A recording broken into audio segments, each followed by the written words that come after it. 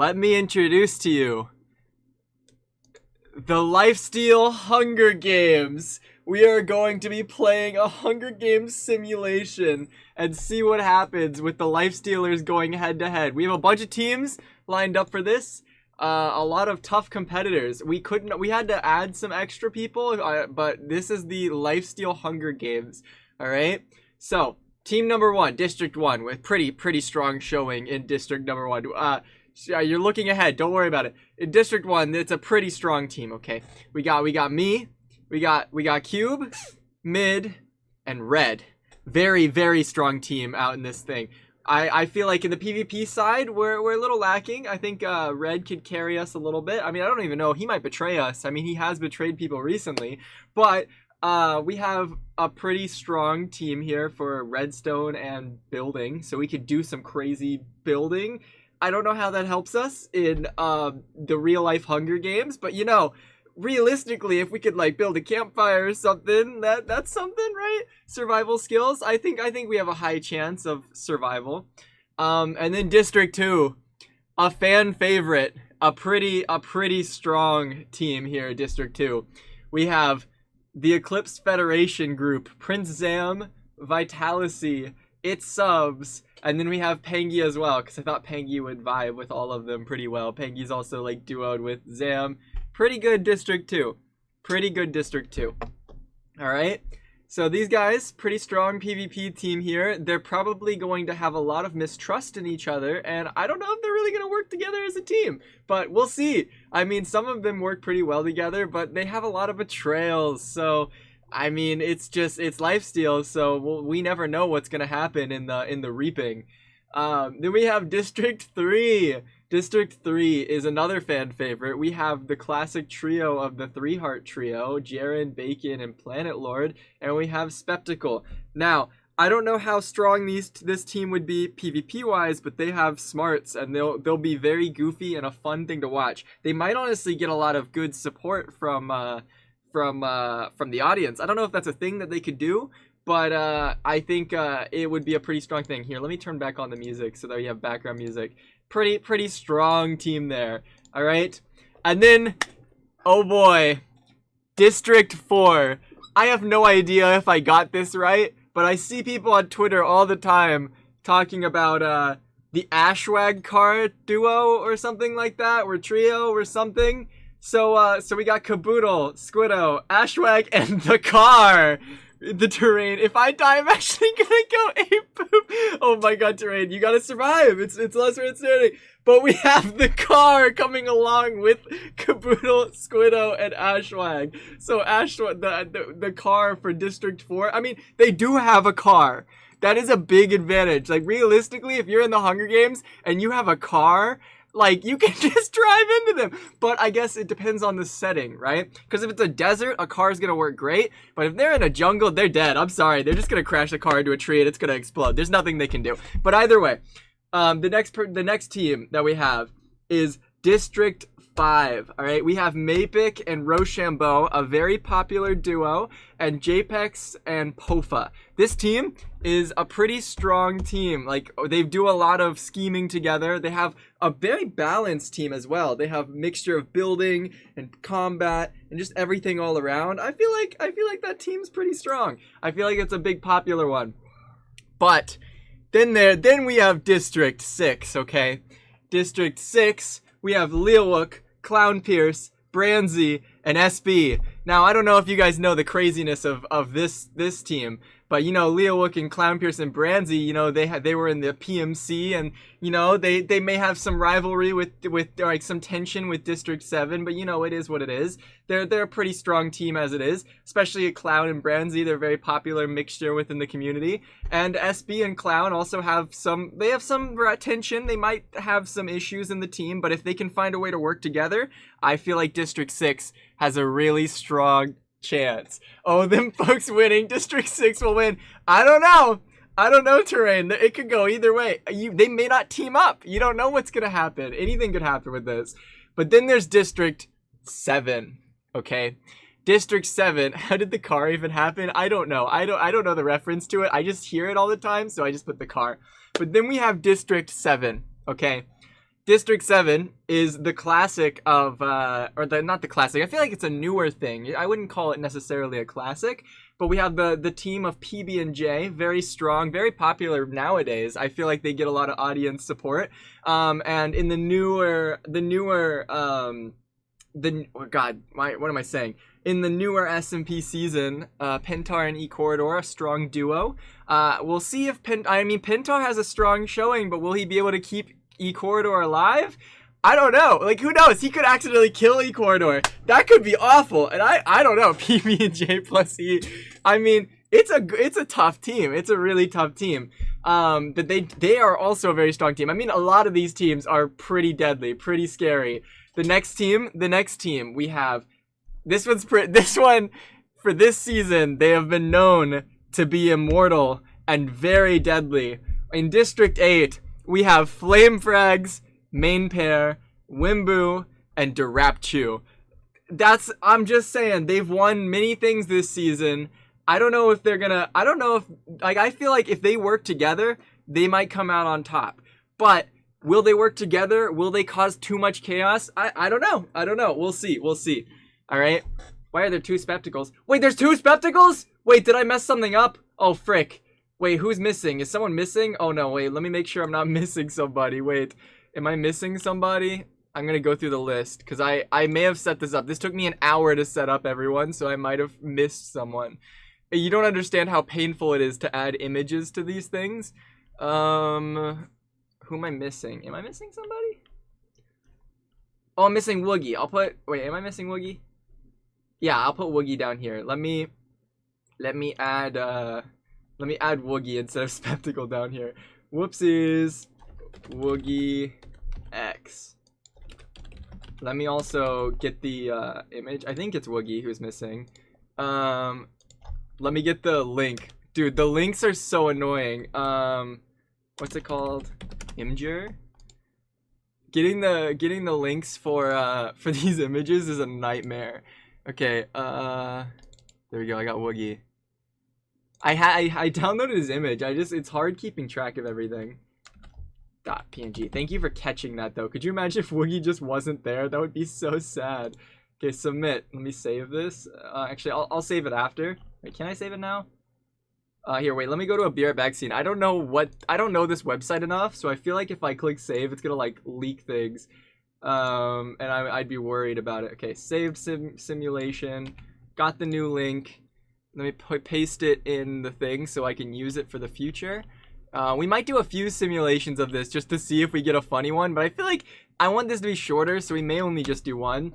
Return to the reaping. Let me go back to the scene. My bad, chat. We're here. We're back. Okay, back to the team introductions. Okay, this is where it gets real intense. Okay, we got in District 9. Now this is a classic team up. Okay, this is like back from season 1, season 2. I think it's season 2. We got Parrot, Spoke, Vortex, and Wreck. Very scary district. I mean, they have the reputation, they have the skills, they've done a lot of scary things. I'm not gonna lie, that team, I'd be scared of them. I'd be pretty scared of that team. The Poggies team, they're pretty scary. Yeah, so since we had extra spaces in this to fill things in, I did add people who had left. Like I added some people who just aren't there anymore, like Parrot and Branzy. Like technically Branzy left as well, so I added them in because I thought it wouldn't hurt to put them in. But yeah, District 10, we have Woogie, Terrain, Chief, and Hannah. This is a pretty strong team. I've not seen these people specifically work together in Lifesteal like throughout as teams, but I think it's an interesting mashup because each one of them has different skill sets, and I think they will all pick up each other, and they're pretty strong at PvP. I'm not gonna lie. When it comes to these teams, I think overall this team has probably got the most like balance of like strengths, and I think that one's gonna be scary. So then we have District 11, okay?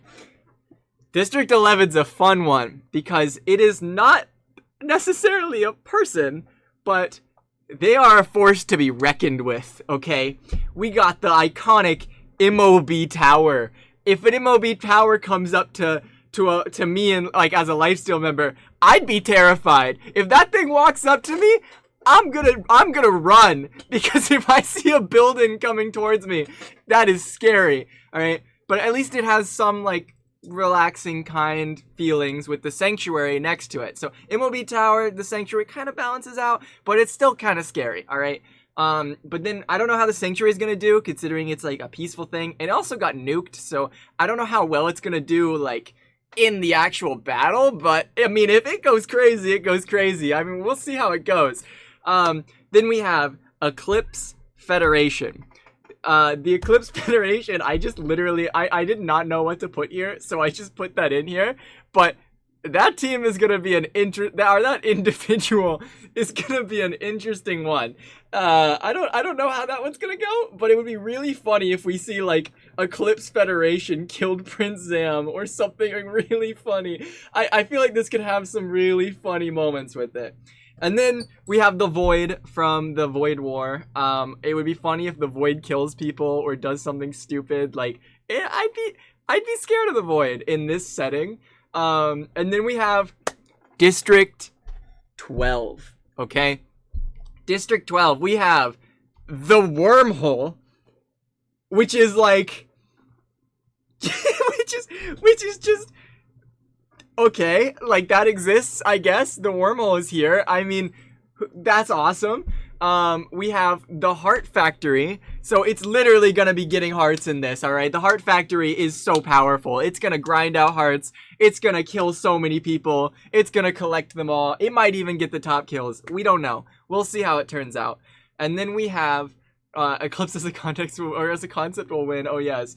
And then we have in District 12 two more individuals who need no introduction. These are two guests who joined Lifesteal, one during Season 5 and one during Season, I think, 3? I could be wrong. But these two people were guests on Lifesteal. One was a god, and I'm curious to see how they do coming back in an actual battle. 4C, do we want to do a prediction? Can we do a prediction with 12 teams? I mean, we could... I mean, how would we do a prediction with 12 teams? Is that possible? I think you can only do up to 4.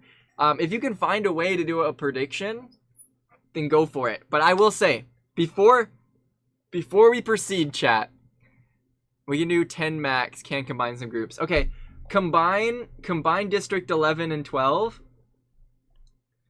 And, okay, actually, just don't do District 11 and 12. Just say District 1 through 10. Which team do you feel like has the best chance? Do you think District 1, District 2, District 3, District 4, District 5, District 6, District 7, 8, 9, or 10? These are some scary team matchups. I'm really happy that I got these team matchups. I love how there's just the car.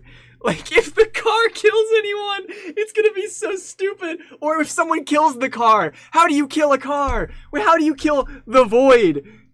Could you imagine if it's like 4C tripped over a log and then turned around and stabbed the Void, and the Void died, or something stupid? I don't know what's gonna happen. 4, 7, 4, 7, 4? I mean, 4 would be a funny one. I think it would be a really goofy one to see. Clown and Branzy together. Squiddo sweep in District 4. Squiddo does, isn't it the thing called like Squiddo's Law? Is that a thing? Okay, so we have the prediction running. I think it'd be really funny to see like, I love going through the team introductions because I feel like District 3 is gonna do something really goofy and pull off a crazy kill. Alright? One of these people are gonna kill people without even meaning to kill them, and it's gonna be insane. We're gonna like flip out, alright? District 4 is just gonna get god powers. I don't know how, but that car is looking at me, and it's pretty scary, I'm not gonna lie. District 2, I don't think District 2 is gonna... I think District 2 is gonna have so many trust issues. Yeah, District 1, I love our team. I think my team's pretty good. I might be a little biased, but I love my team. I know I can trust... Okay, I know I can trust two people on the team, but I could probably trust Red as well. No. But I don't know. There's so many good duos and like trios and all sorts. What are the predictions looking like? What was the... Oh wait, there's already an outcome? Oh my god, what was the prediction? Who won the prediction? Oh my god, you guys use so many channel points for this. Okay. The one with the most votes right now was number 7, which is, oh wow, okay, people really love the PB&J team. Okay. And the second most was number 4, the Ashwag car one. Awesome. Cool. That is very awesome. The one with the least votes? There's no shot. There is no way. Not a single person voted for Flames team, District 8. Are you kidding me? Oh wait, no, somebody did. Okay, one person did. That's crazy. You guys really hating on Flame Frags and main pair? That's insane. Like, they're a strong team. Okay. Let's proceed. Let's proceed into this. We'll see how it goes. Alright. We're going in. I did set it to medium mode. I don't know if that's something that I would want to change. Set it to medium death rate. So it's not going to be like a crazy mass slaughter, but it's also not going to be like really slow, I hope. I mean, we'll see. We'll see how it goes. So let's go back to the reaping and let us proceed. As the tributes stand on their podium, the horn sounds. MOB Tower runs away from the cornucopia. Oh my gosh, guys.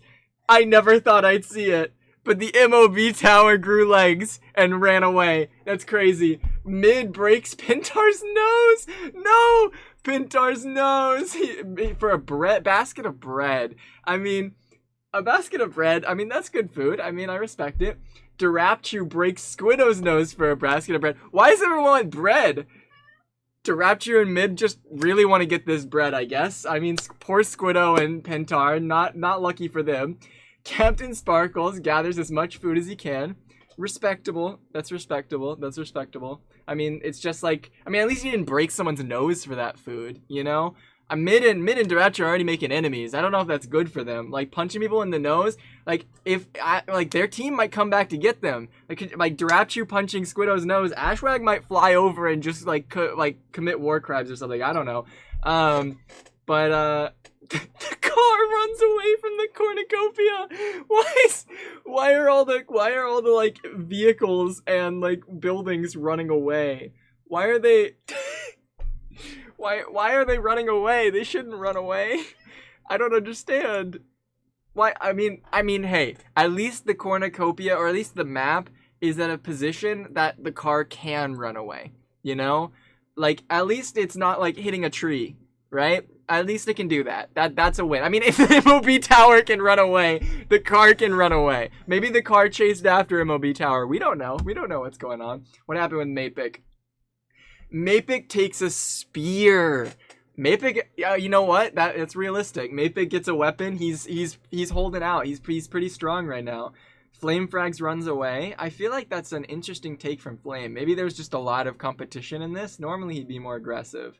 Vortex runs away. Rochambeau runs away. Jumper Who receives a trident from inside the cornucopia. So Jumper has a trident. And Pintar got a broken nose. But, like, you know, they could work together and do stuff. Rek grabs a backpack, not realizing it's empty.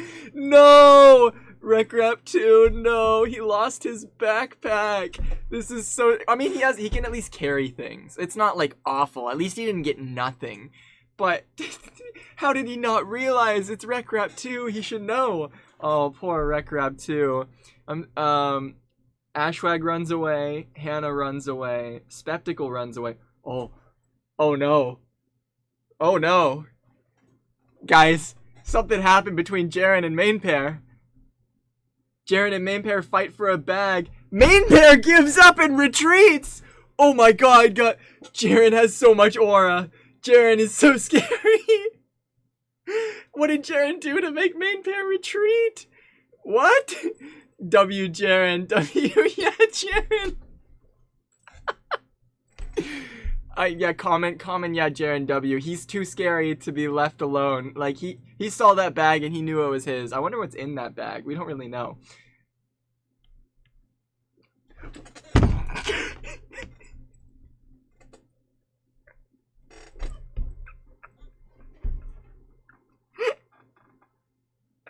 Chat. The Heart Factory kills Bacon Waffles with his own weapon. Guys, the Heart Factory claimed its first heart. It's already slaughtering people. And the first casualty was Bacon Waffles. This is so sad. Classic Bacon Waffles move. There's no shot the first death is from the Heart Factory killing Bacon Waffles. Realistic. Bacon is still a 2-shot. No. It's a canon event. I never thought the Heart Factory would claim Bacon Waffles' heart. This is so sad. Oh, poor Bacon Waffles. The 3-heart trio is missing the trio now. Bacon is dead. This is so sad. Okay, what happened between Cube and Chief here? What? What? Mr. Cube rips a mace out of Chief XD's hand? Cube had the mace? There's no way. Cube has the mace, chat. Cube has, look. Mr. Cube got the mace. He took it from Chief XD. There's no way. The plot twist of the century. No one ever expected Mr. Cube to steal the mace from Chief XD. Cube has the mace now. Let's go. That's the rarest. Wait, that's like the rarest weapon in the game. How did he get that? Like, that's insane. Right off the rip of the map. Like, that's huge for Cube. Chief is in District 10. Oh my god. That's so real. I mean, it's canon. It's canon. Okay, let's see what's down here. Whoa. That's an interesting team up, alright? Pofa, Japex, Clown Pierce, and Branzy share everything they gathered before running. They're already teaming up. Even though, and I find it really funny that two of these pairings are from teams. Like, they're a part of their team. Clown and Branzy, even in the Hunger Games simulation, are still working together. Look at them go. They're always the duo working together. I mean, it's not necessarily an alliance. They shared items, but they didn't kill each other. It's more of like a neutral ground, okay? I wouldn't call this an alliance unless they're like working together. But you know, the duo, I mean, the Pofa and Japex duo, the Clown and Branzy duo, pretty crazy. Let's see what happened to Parrot. Parrot gathers as much food as he can. Vitality gets a spear. That's pretty good. Okay. What happened to me? Okay, I just run away. Oh, I had to like catch my breath for a second. I thought I was just gonna die. Like, could you imagine if my guy, it's like I tripped over my feet and just die? Like, that would be so embarrassing if I died by tripping over my feet. I would not be able to live the end of it. Like, can't people die of stepping off the podium too early and exploding or something? I don't really know. Spoke runs away. Leo Look runs away. Uh-oh, there's 2 people here. What does this mean? Eclipse Federation and Caboodle fight for a bag. Eclipse Federation gives up and retreats. That is a Caboodle W. A Caboodle takes the bag out of the 2. That's huge. I thought they were going to kill each other, but you know what? They're safe. Eclipse Federation and Caboodle are safe. Maybe like Eclipse Federation, they were all like tugging on the bag and they couldn't figure out who had the better grip from it, and then Caboodle just yanked it and ran, or like maybe there was like a big pile up. I don't know. There was some type of issue there, but I mean, Caboodle won the 1v3. That's huge. That's true. That's so true. Now, what is E-Corridor runs away from the cornucopia. Red grabs a shovel. There's no way Red's gonna do like the Dirtica thing or like in the Hunger Games simulation, right? He's not gonna just start digging up dirt and building a little hut for himself. It might be smart, honestly. If he makes a dirt little house, he could just like barricade himself. And that would be, you know, I mean, it makes sense. You know, it makes sense why he grabbed a shovel. I can see it. I can see it. It makes sense. Okay, I'm curious what he does with that shovel. We'll see what he does. Pangy retrieves a trident from inside the cornucopia. Oh. What happened here? This is like some unstable universe lore right here. Prince Zam and Wimbu fight for a bag. Prince Zam gives up and retreats. Okay. Well, I thought there was gonna be some type of cool fight, okay? Fighting over a bag and giving up and retreating. Why does this always happen? Everyone just wants bags. We don't know what's in the bags. They could be empty for all we know. But people just really like the bags, I guess. Who cares? You know, they're fighting. Let them have their bag fight. We'll move on. Minute runs away from the cornucopia. Tubbo runs away from the cornucopia. SB737 and the Sanctuary fight for a bag. SB737 gives up and retreats? What? Why? Huh? Okay, I guess the Sanctuary, I mean, to be fair, the Sanctuary might have some crazy strength. I mean, if an entire city rolls up to you and says, give me that bag, you're not gonna hold on to that bag, okay? You're gonna let it go. It makes sense. The Void runs away from the cornucopia. Woogie runs away from the cornucopia. Planet Lord and its subs fight for a freaking bag. Another bag, but subs gives up and retreats. There's all these bags. Everyone just loves the bags, I guess. The wormhole grabs a jar of fishing bait while Terrain gets fishing gear. I'm just imagining Terrain like lugging fishing gear over his shoulder, like really heavy stuff, and he's like running into the forest, and the wormhole is just sucking like all of the fishing bait with him. Is Terrain teaming up with the wormhole?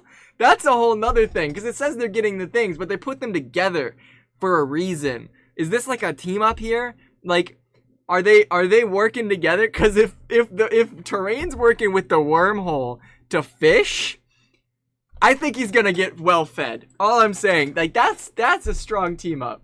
All right, and that is the end of the cornucopia. The only person to die in the cornucopia was Bacon Waffles to the Heart Factory. It would be so funny if the Heart Factory is the top killer. I'm just saying. Okay, let's move it forward. Let's proceed. Let's proceed to the next day. Day 1. Oh shoot, there's so much. Okay. Spoke begs for Clown Pierce to kill him. He refuses, keeping Spoke alive. What? So Spoke is pleading for death, and Clown gives him mercy. Insane. I didn't expect that, but I mean, especially from Clown Pierce. I mean, maybe the peace trials are rubbing off on him. He's starting to have a more peaceful side to him. Maybe he's wanting to team up or like do something with Spoke. I mean, that kind of team up, Spoke and Clown, I could see it. You know, Spoke and Clown, pretty strong both ways. They both, I mean, if they work together, they could do a lot of crazy things. JPEX receives clean water from an unknown sponsor. Pretty good. It's always good to stay hydrated. Speaking of hydrated, I'm going to drink some water right now. Very, very dehydrated. So JPEX gets clean water. You all should drink water too. Because I bet none of the other people in the thing are drinking water, and they're probably struggling. What? What is this? The car? Rochambeau, 4C, and the wormhole raid Chief XD's camp while he's hunting. I team up with the car and the wormhole and Rochambeau? What is this? Okay, all I'm saying, if me and Rochambeau hop in the car, drive into the camp, and then the wormhole just sucks everything out of it. We get it, the wormhole in the back of the car, and we drive away pulling everything with it. That's a pretty strong squad, okay? Chief XD didn't even know what happened, right? He probably was in the camp, and it all just got sucked away right in front of him. Like, he's sitting in the tent, and the tent just rips in front of him and just goes flying. Like, and then he just hears, like, the car music playing in the background as, like, the car's driving away, like, the radio. And me and Bro are just laughing. Yeah, Chief had no chance with that. That's a crazy team up. Eclipse Federation receives medical supplies. They probably, they probably need it, okay? They probably need the medical supplies. They're like, it's gonna be a tough going for them. Branzy sees smoke rising in the distance, but decides not to investigate. Very good, Branzy. That is how you survive. That's how you live. Well done, Branzy. Well done. Ashwag searches for firewood. Wait, did Branzy see Ashwag smoke in the distance? Interesting. Okay, maybe they're close by to each other. Minitech discovers a cave. No way. Is Minute gonna have his bat cave again? It does. Is Minute already creating his bat cave? That's crazy. He just has his own little home. He's probably making a bat cave. I mean, it's safe in a cave in this setting. Ashwag is wondering where his car went. He is. He's probably walking around with firewood while his car's out driving with me and Ro. Yeah, Minute's discovering a cave. Jumper Who receives fresh food from an unknown sponsor. So, pretty good. Very, very awesome for Jumper getting food. Now, what is this? The Sanctuary, Pofa, Mr. Cube, and Vitalicy hunt for other tributes. Ads. I'll wait for the ads. I'll wait for the ads a little bit. I'm gonna drink some water. This is such a goofy stream. I can't believe I'm doing this. I hope it doesn't last too long. I do have to eat dinner soon. But oh my goodness, 5 ads. I'm waiting them out. I got you guys. We'll wait for the ads. We'll just kind of talk. Dude, everything's happening. What happened? So far, you're not too late. You're not too late. A lot of crazy team ups, a lot of crazy situations. Some really funny things happened. The only person who's died so far though was Bacon Waffles. He died to the Heart Factory, in the cornucopia. It's a really rough time for Bacon Waffles enjoyers out here, but you know it's okay. It's okay. We understand. It happens. We grow. We learn. We adapt. 5 seconds left. Okay, so the ads are almost done. Okay, I waited for the ads. Hopefully people are cycling back in now and they should be like wrapping up. Okay. So the Sanctuary, Pofa, and Cube and Vitalicy are teaming up to hunt for people. Very scary. I'm not sure what the Sanctuary is doing, hunting people. I mean, it's supposed to be peaceful. Why are you hunting people? I mean, maybe it's trying to pull off some crazy trap. I don't know. But the Pofa, Cube, and Vitalicy team up, we've never seen that before. I mean, how have we, like, how would they do together? You redeem drink, I will drink. Like, how would Pofa, Cube, and Vitalicy do together? Like, that's an interesting matchup. I feel like it's a pretty strong one, because you got the PvP skills from Vitalicy, the redstone skills from Cube, and the building skills from Pofa, and then the Sanctuary with them, which is just providing them safety, I guess. Interesting team. Very interesting matchup. Pretty cool. Squiddo discovers a cave. Wait, is Squiddo in Minute's cave, or is it a different cave? They're not, like, clarifying this. Like, what if Squiddo is in Minute's cave and they have like a fight in a little bit, like they find out, or maybe they don't. Maybe there's the different sections of the cave. I don't know. Wimbu practices his archery. Where did he get a bow? I don't remember him getting a bow, but that's cool, I guess. Caboodle explores the arena. Understandable. Caboodle is just running around, having a good old time, jumping around. Pentar thinks about home. Pentar? I hope Pentar's okay. I mean he's probably having a rough time thinking about his thinking about home. I hope he's not like too much struggle. But I'm a little worried about what's coming next. I scrolled down and I may have seen something that I should not have seen, and I am very scared to see this.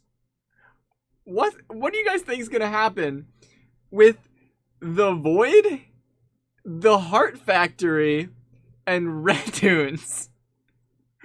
Like, what type of interesting thing happens? His broken nose. Okay, let's see. The Void, the Heart Factory, and Red hunt for tributes. There's no shot Red teamed up with the Void and the Heart Factory. That's crazy. The fact that the Void and the Heart Factory teamed up at all, like, the Void kind of already is a Heart Factory, and now it's like working together, and then there's Red. Red has control of the Heart Factory and the Void. He's just gonna pump out hearts for himself and drop people in the Void. Oh my god! That's crazy. That's a huge team. Interesting an alliance. Very unlikely alliance. Never before seen.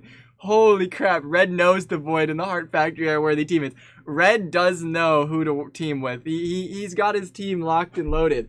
But I don't know. Like, what if there's a betrayal? What if something happens here? Like, I mean, the businessman. How do you do business with the Heart Factory and the Void? Red's playing Spleef with the shovel. He does have... Wait! Red has a shovel. He can spleef them into the Void and then collect their heart to the Heart Factory. Oh my god. I was not prepared. Common Red W. Pengy receives fresh food from an unknown sponsor. Respectable. Woogie. Woogie? Is Woogie okay? Guys, I think Woogie's struggling. I've never seen Woogie like this before. He's questioning his sanity. He showed up day 1. It's not even day 2. He literally entered into the thing day 1 and he's already questioning things. He's gonna have a rough time if he's already questioning his life. Typical Woogie. What do you guys mean? You're just roasting Woogie. Okay, Woogie's having a hard time. I hope he gets better. I hope he figures it out. That just sounds like Capoodle. I hope Woogie gets it figured out. Captain Sparkles scares Vortex Dragon off. Interesting. Is it like an intimidating scare off, or was it like go away type thing, or like did he jump scare and be like or was he like I will stab you if you get close to me? Because I feel like there's some vagueness to that. Like, I don't know Captain Sparkles that well, but I'm not sure he would like threaten him. But he might have like jump scared him or something. I don't know. But he's already, I mean, I wish they would like team up and make friends, but I guess they're just scared away. That sucks. Jaren makes a wooden spear. Whoa, Jaren already won the bag from main pair last, like at the cornucopia thing, and now he's making a wooden spear. Was it Jaren who did a video where he was like using only wooden weapons, or is that someone else? Because Jaren could probably do a lot with a wooden spear. That's pretty scary. But I'm more worried about what's coming next. Wreck-Rap 2 scares flame frags off? What? This is like such a switch up. How did Jaren scare away main pair and Wreck-Rap scare away flame frags? What are they doing? Wreck-Rap the goat. Yeah, like how are they scaring them? Like how do you scare the immortal demon, okay? Like, did he have to have like a crazy trap or like something like to intimidate him? Like, I mean, that's huge. That's huge for Wreck. I mean, they both lived another day. They walk on. That's awesome. Whoa. Main pair and its subs split up to search resources. So, does that mean main pair and subs are teaming up? Because if so, that team up with main and subs, it's an interesting one. Because I feel like subs is a really good PvPer and grinder. Like, he'll get a ton of resources really quickly, and he can build some insane things. And main pair is also just built different with PvP. So, like, main pair and subs together? That's an interesting one. I'm curious to see how it continues throughout this. I'm not really sure. MOB Tower sees smokes in the distance and decides not to investigate. Good on you, MOB Tower, living another day. He probably saw it from how high up he is, you know. MOB Tower has that high ground where he can look over and he can just see everything. I'm surprised that the other contenders don't just see the MOB Tower at all times. I don't know how it can hide or realistically how it can die. But you know, it's there.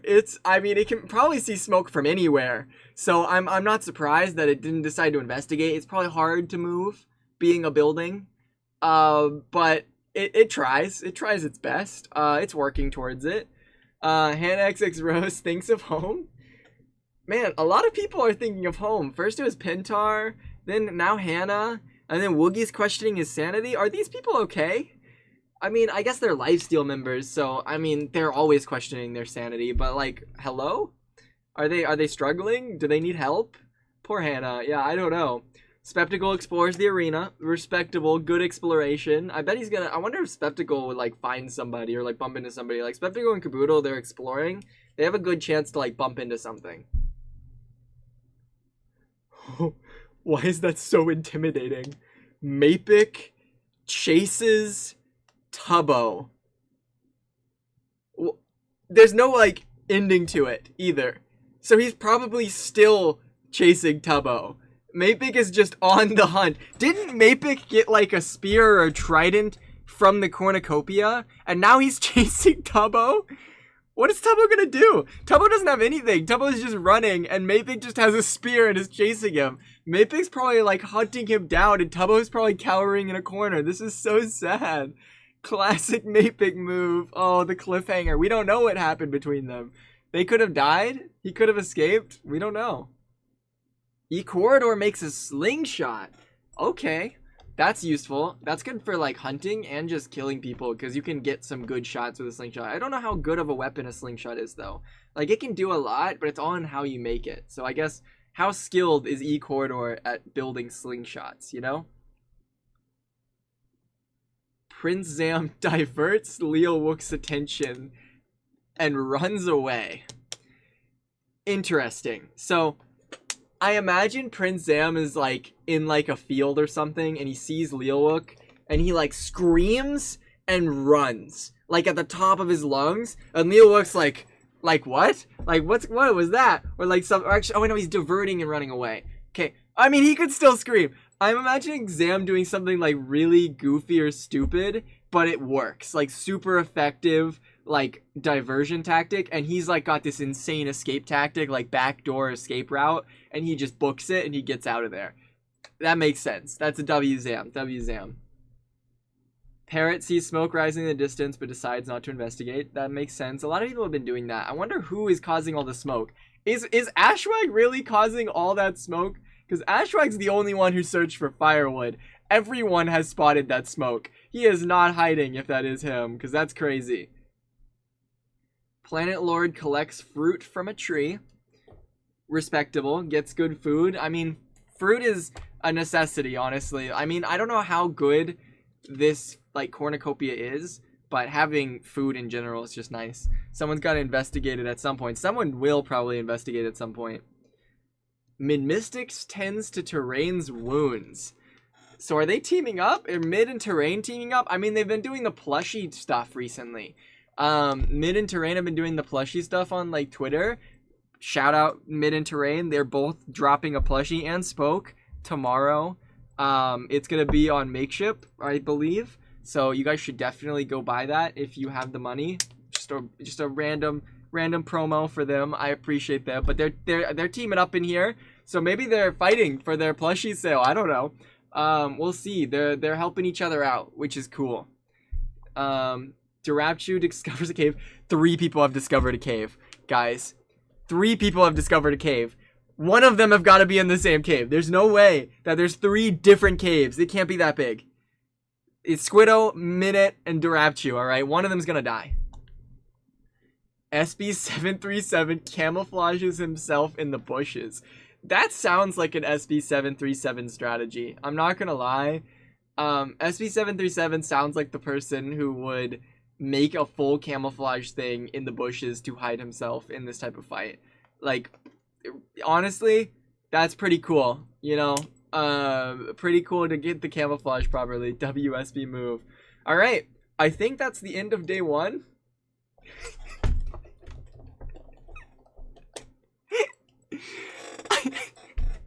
Alright, guys. Day 1. We have 1 death.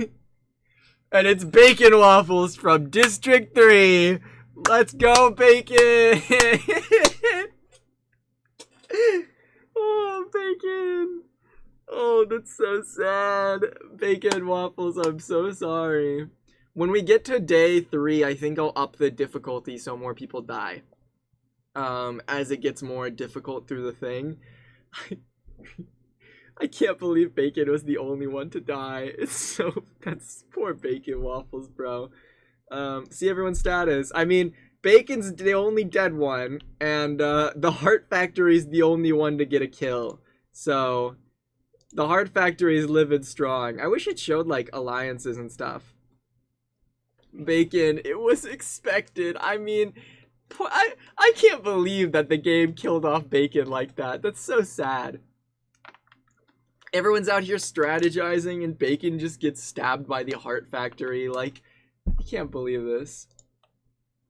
Oh my god. Night 1. A lot happens at night. Okay. The Sanctuary and Planet Lord tell stories about themselves to each other. I'm sure they got a lot of stories, alright? I don't know, would Planet be like sitting in the Sanctuary in this setting? Or would he be sitting next to the Sanctuary and just having a conversation? How would the conversation with the Sanctuary even go? Like, it's a building. I mean, they probably have a lot of fun stories to tell. I mean, the Sanctuary got bombed. Planet Lord died to the Void in Season 5. He did a lot of things, actually. Planet's been, like, doing a ton of things. I was just trying to think of the first thing that came to my head, and it was when he killed himself to the Void. They've both been, like, pretty beat up over the time, so they probably have some good stories. Branzy, MOB Tower, and Red discuss the game and what might happen in the morning. Interesting. So, Red is still... Wait, is Red no longer teamed up with the Void and the Heart Factory anymore? Or is he broken off with Branzy and MOB Tower? Are they making their own alliance now? Are they doing their own thing? I don't know. It's kind of like an interesting pair up. I mean, was Red a part of MOB? I think he was.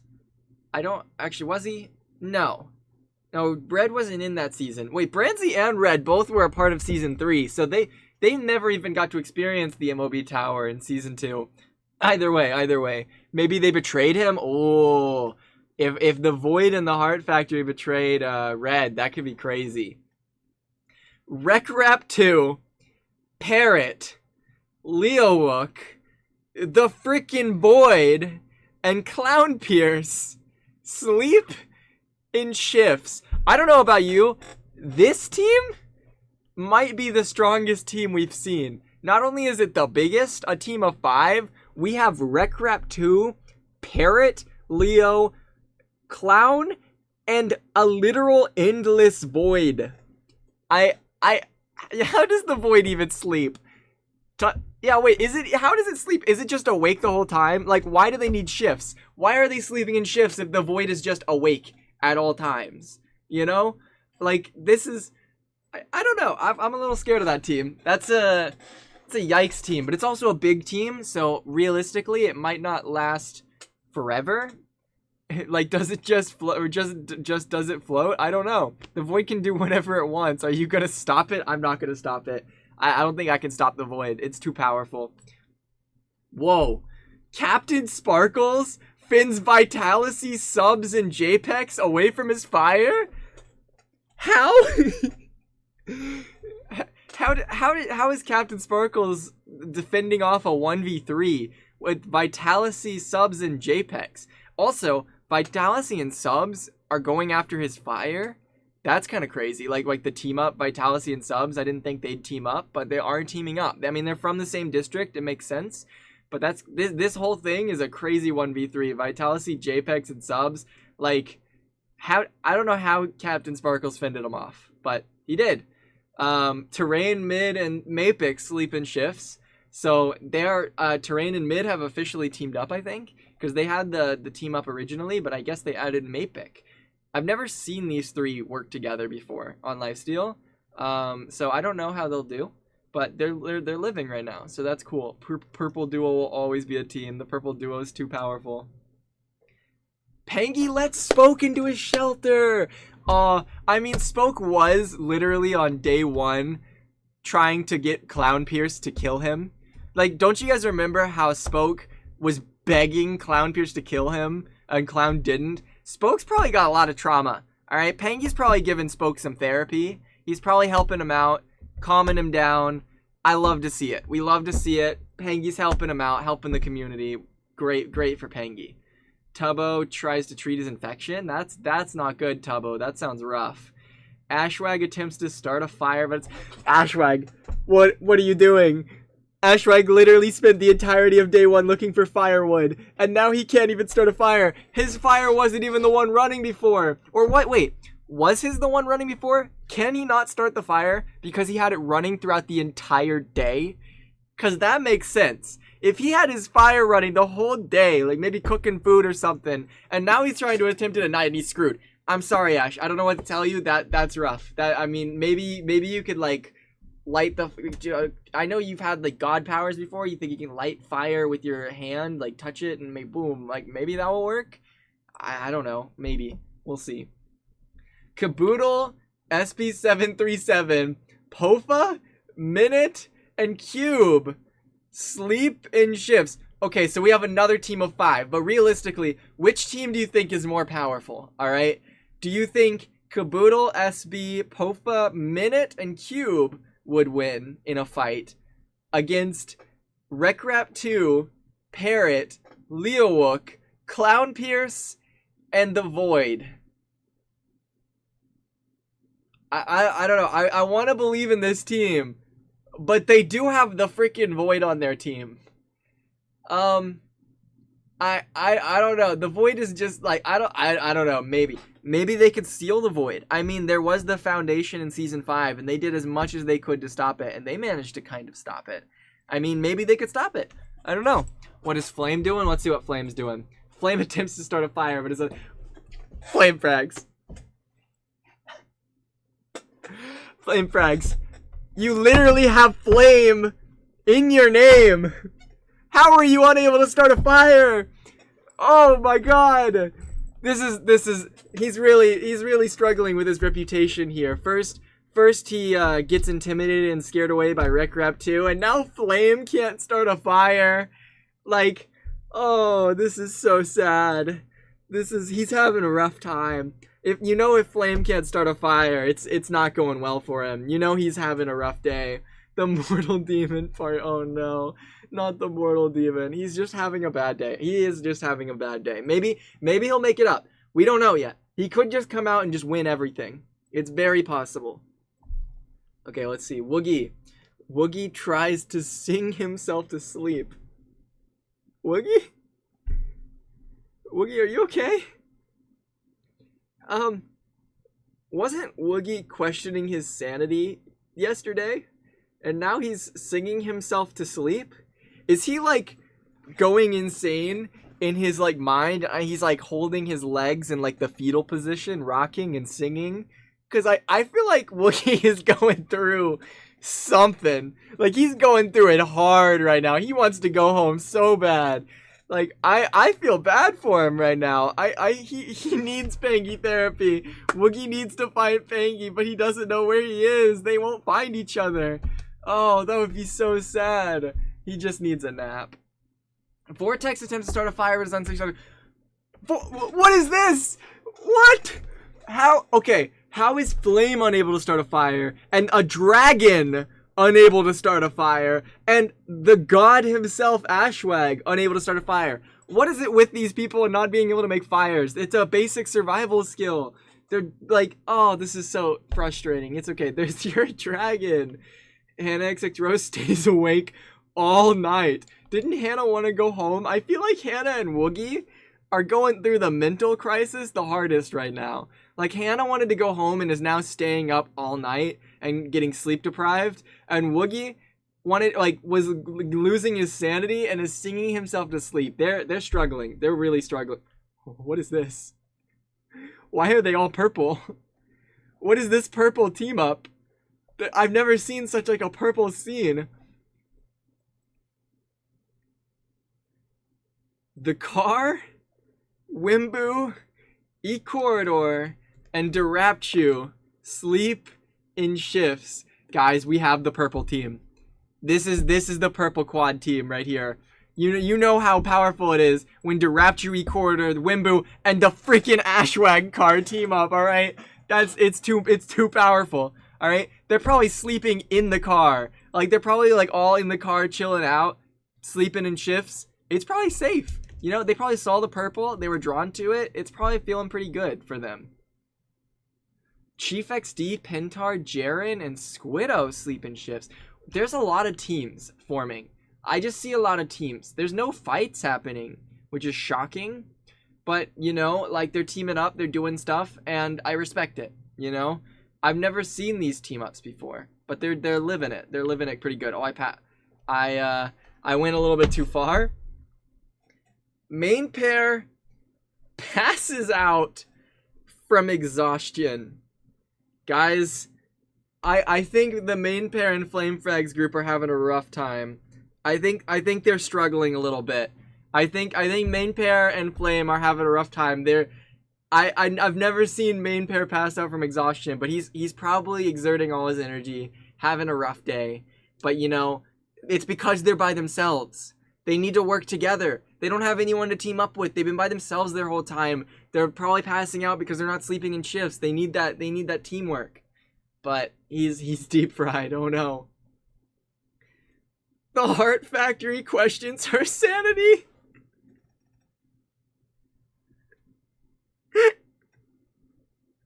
Guys, the Heart Factory is questioning its own motives. The Heart Factory killed Bacon Waffles and is now questioning their life choices. Oh no. Oh no, not the Heart Factory, guys. Oh, this is so sad.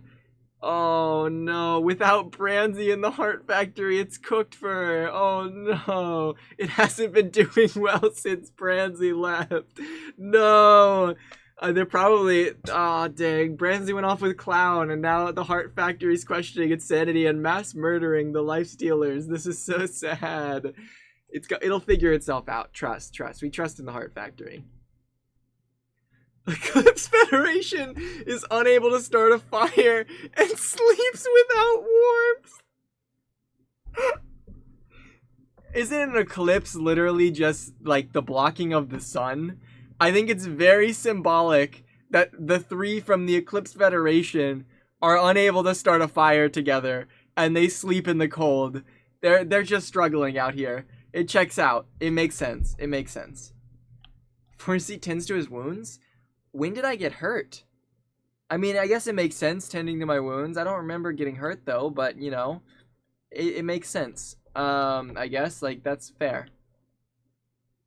What?! Prince Zam, Rochambeau, and the Wormhole track down and kill Spectacle! Spectacle never stood a chance! What do you mean? Not Bacon Waffles and Spectacle? Hello? No! What do you do? What do you do when the Wormhole pulls up and kills you? Tay, thank you so much for the raid. Welcome in, Raiders. Oh my gosh, I hope you had an awesome stream.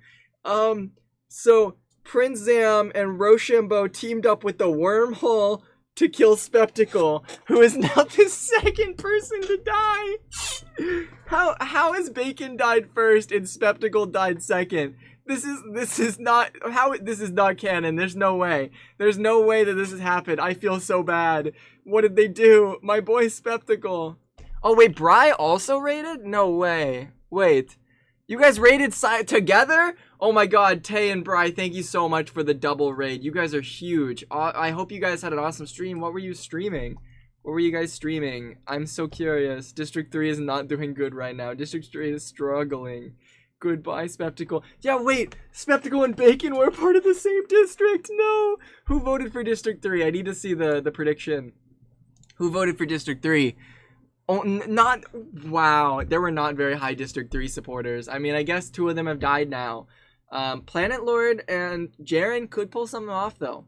Jaren did intimidate main pair at the start, so, like, you never know. I could see Jaren pulling something, like, he's teamed up with Pentar, Chief, and Squiddo right now. It's pretty crazy. And Jumper Who goes to sleep.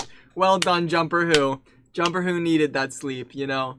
And that's the end of night 1. We've just made it through a full day and night. Oh shoot, we're at day 2. I never changed the options. Okay, I'm gonna change the option to high death rate now. but it should stay. Oh wait, what did I do? Oh yeah, well it should stay the same for day 2. Okay. Day 2. Before we get into day 2 though, I am going to go upstairs real quick because I think I have my dinner ready. So I'm gonna be right back for 1 minute. Chat, please behave yourself, okay? I didn't expect dinner to be ready so soon, so I'm gonna go get some food and take it down here, and we're gonna continue playing while eating. It's gonna be fine. It's gonna be totally okay. I'll be right back.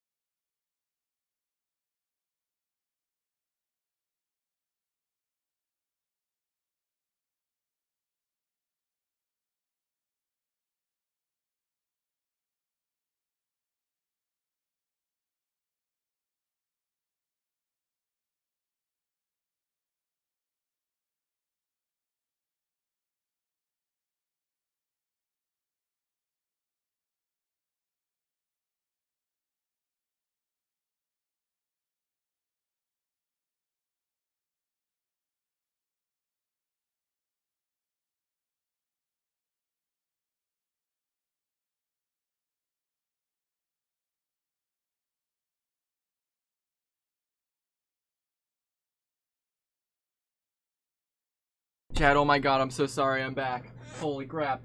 I have food. I'm back. Sorry that I made you wait. Hopefully it wasn't too long though. Are you guys okay? Did you behave yourself? I hope the Heart Factory wins. She does no wrong. I'm rooting for the car.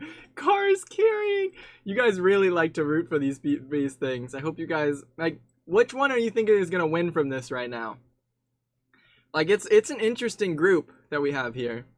We were definitely behaving. That's very good. Okay, so starting off, day 2. The Heart Factory runs away from Flame Frags. The Heart Factory is the only, or one of 2 people to get a kill. And it's running away.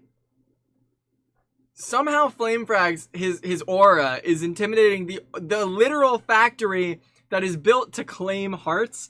Also, it's such a funny thing to imagine Flame Frag standing there intimidatingly, and the Heart Factory gets up and turns around and runs away. I think that's funny. I think that's an interesting plot twist. We did not expect that. Is the Heart Factory being a girl canon? I mean, I guess it can be. I don't know. Spoke stalks the sanctuary. Interesting. So is Spoke just like, is he in the sanctuary, just like hiding in it and stalking it and like watching it, or is it like looking over the distance, seeing mountains move up like as it's walking? Like, how is he it's kind of hard to stalk something that literally can be seen from anywhere. Like, what is he doing to like Spoke is a stalker? I mean, it's a building. You can't really stalk a, like, how do you stalk a building? I don't know. Chief XD steals from MOB Tower while he isn't looking. Oh no. Chat, Chief XD went to the MOB Tower and took all of its diamonds. No! This is so sad. I can't believe the MOB Tower let Chief XD rob it like that. It could have just got up and crushed him, but you know, it got scared, you know? He turned around and Chief XD came in, grabbed everything and ran. I mean, he's having a rough day. Poor MOB Tower, he lost everything. Wait. Guys. What is this? What happened here? This feels like a little bit of a switch up. I'm not gonna lie. Wait, no, not even a switch up. Wait.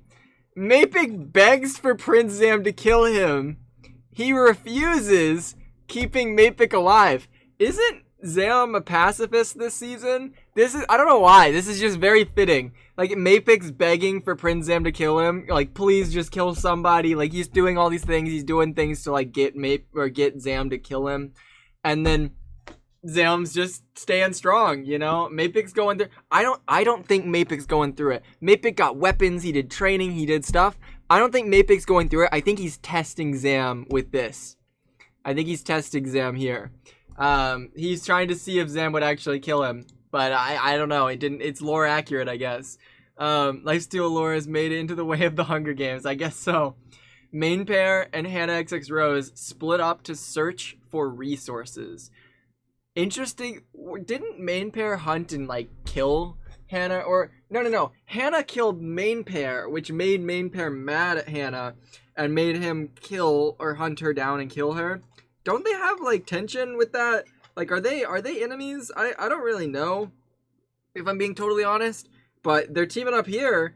I don't know how long that'll last, but it's good to see main pair actually teaming up with people and not struggling from exhaustion like he was earlier. That's something at least. Let's scroll down now. I know you guys have been waiting to see this scroll down. Durapchu and Wimbu split up to search for resources. Why is this lore accurate? Why does this, like, match up to, like, the actual server, like, Lifesteal? Because Durapchu and Wimbu, don't they work together? It's also the purple squad again. The purple squad from before. They're working together still. But, like, the Mapik and Zam one and the Durapchu and Wimbu one are weirdly very, like, matching. It's kind of weird. What happens here? Oh. Guys, Guys, SB737 chases Squiddo. It's exactly what happened on Lifesteal. Guys, this is a recreation of the Lifesteal. It knows everything. How does it know? How does it know that SB737 killed Squiddo during the peace trials? How does it know that? How does it know that SB737 chased him? This should not happen. Poor Squiddo. I mean, at least Squiddo is alive in this world, you know? Save Squiddo. Leave Squiddo alone. Oh, no. I mean, at least Squiddo survives, I think. I mean, I don't know how long SB's chasing Squiddo, but it's a chase, okay? Subs questions his sanity. What is it with people and questioning their sanity? Is Subs okay? Is he going through, like, an Eclipse Federation thing? I know I put them all in here and made, like, the Eclipse... Like, I put them on his team. I made this Eclipse Federation, like, thing. Is he having an okay time? Is he struggling? I mean, everyone's losing their sanity. It's starting to become a normal thing, I think. Let's see what Leo does. Leo receives medical supplies from an unknown sponsor. Big W to Leo. He needed that. He needs some health. He needs some support. Parrot tends to Woogie's. Yes!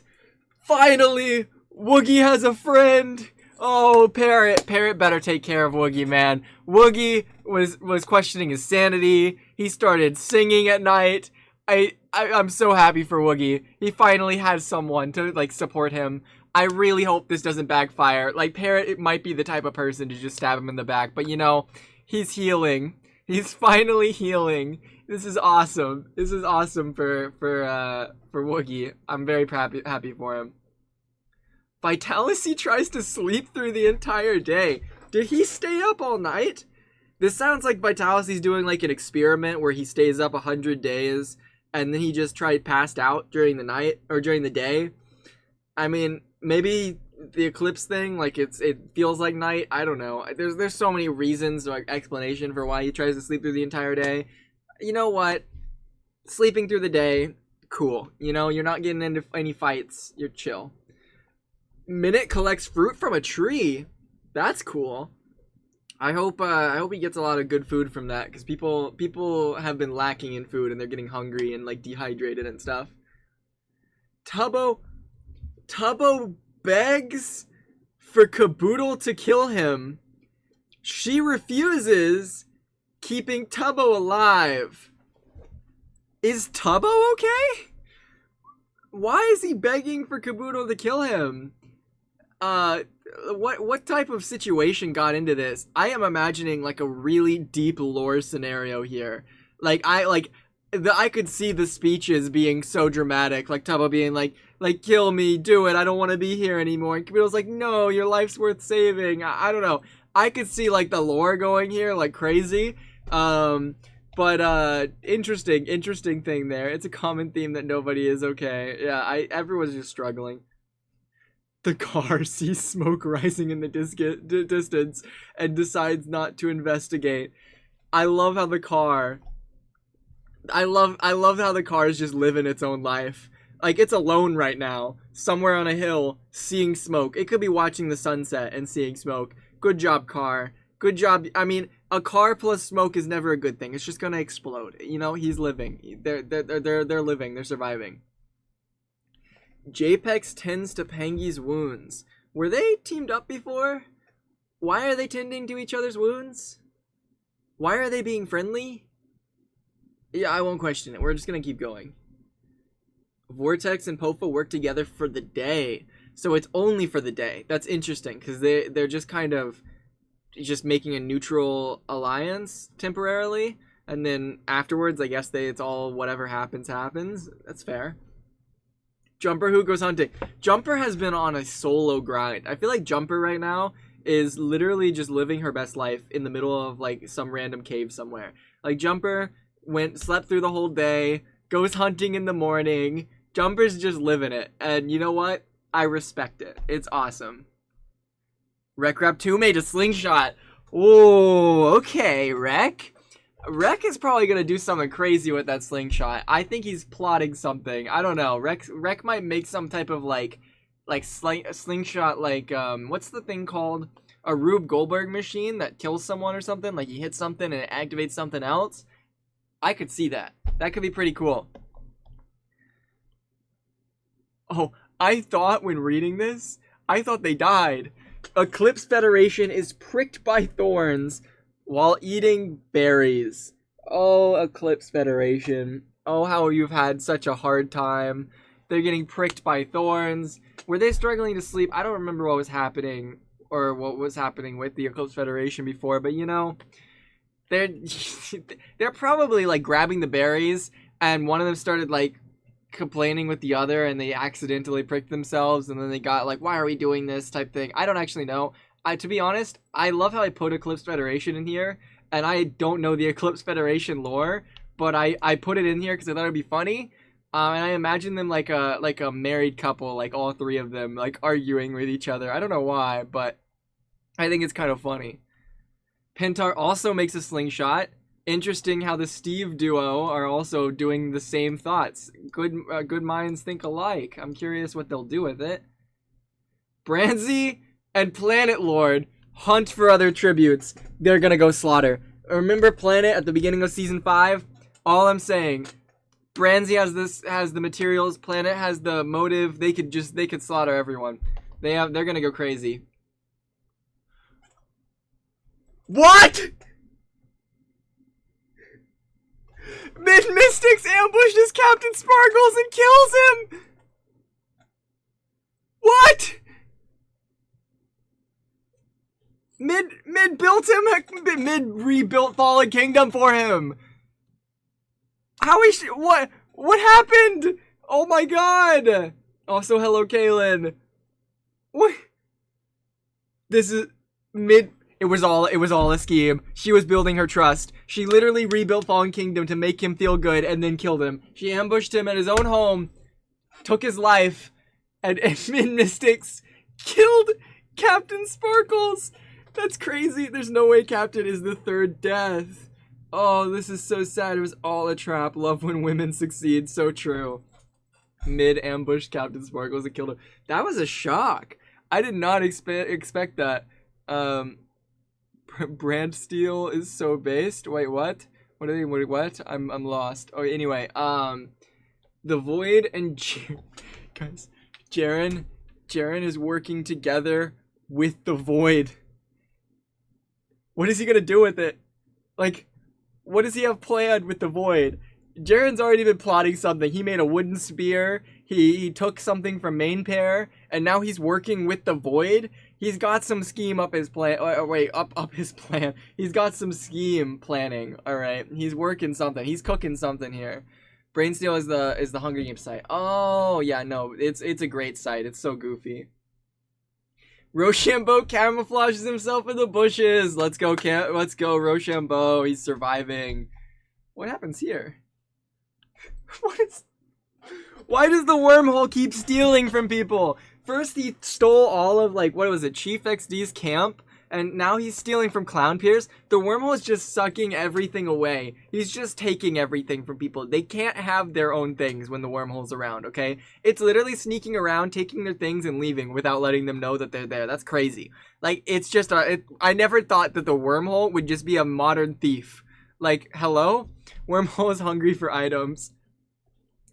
Red Dudes has the high ground! No way! Chat, guys, Red has the high ground now. He's gonna do so many things. I don't know what he's gonna do with the high ground, but you know when Red has the high ground, he's gonna go crazy. You've seen him on the pillars, you've seen him do like 4 guys 1 block, like when he has the high ground, especially with his empires, he builds like tall buildings.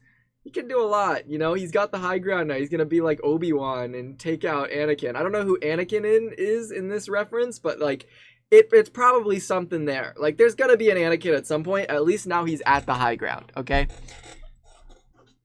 Oh, Ashwag chases E-Corridor. No, E-Corridor, no. E-Corridor can't die like this. If E-Corridor, if we lose Bacon Waffles, Spectacle, Captain Sparkles, and E-Corridor, I'm gonna be so sad. Like, if E-Corridor better run for his life, because Ashwag is probably floating after him, and it's probably terrifying. So I really hope he survives. He looks terrified. Look at that face. That is the face of a man who has saw a god and is running for his life. That is so Ashwag, so true. What?!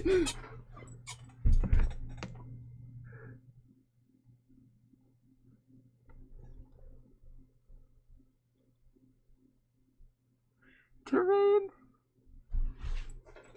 Terrain decapitates Mr. Cube 6 with a sword. There's no shot. How could he? No. Cube. Oh, this is so sad. My teammate, Mr. Cube, why? Why, Terrain, why would you decapitate Mr. Cube? What did he do to you? He didn't do anything wrong. He was just an innocent cube. You can't do this. Now he's literally just a cube. If you decapitated, his head is literally a puzzle cube. Oh my god.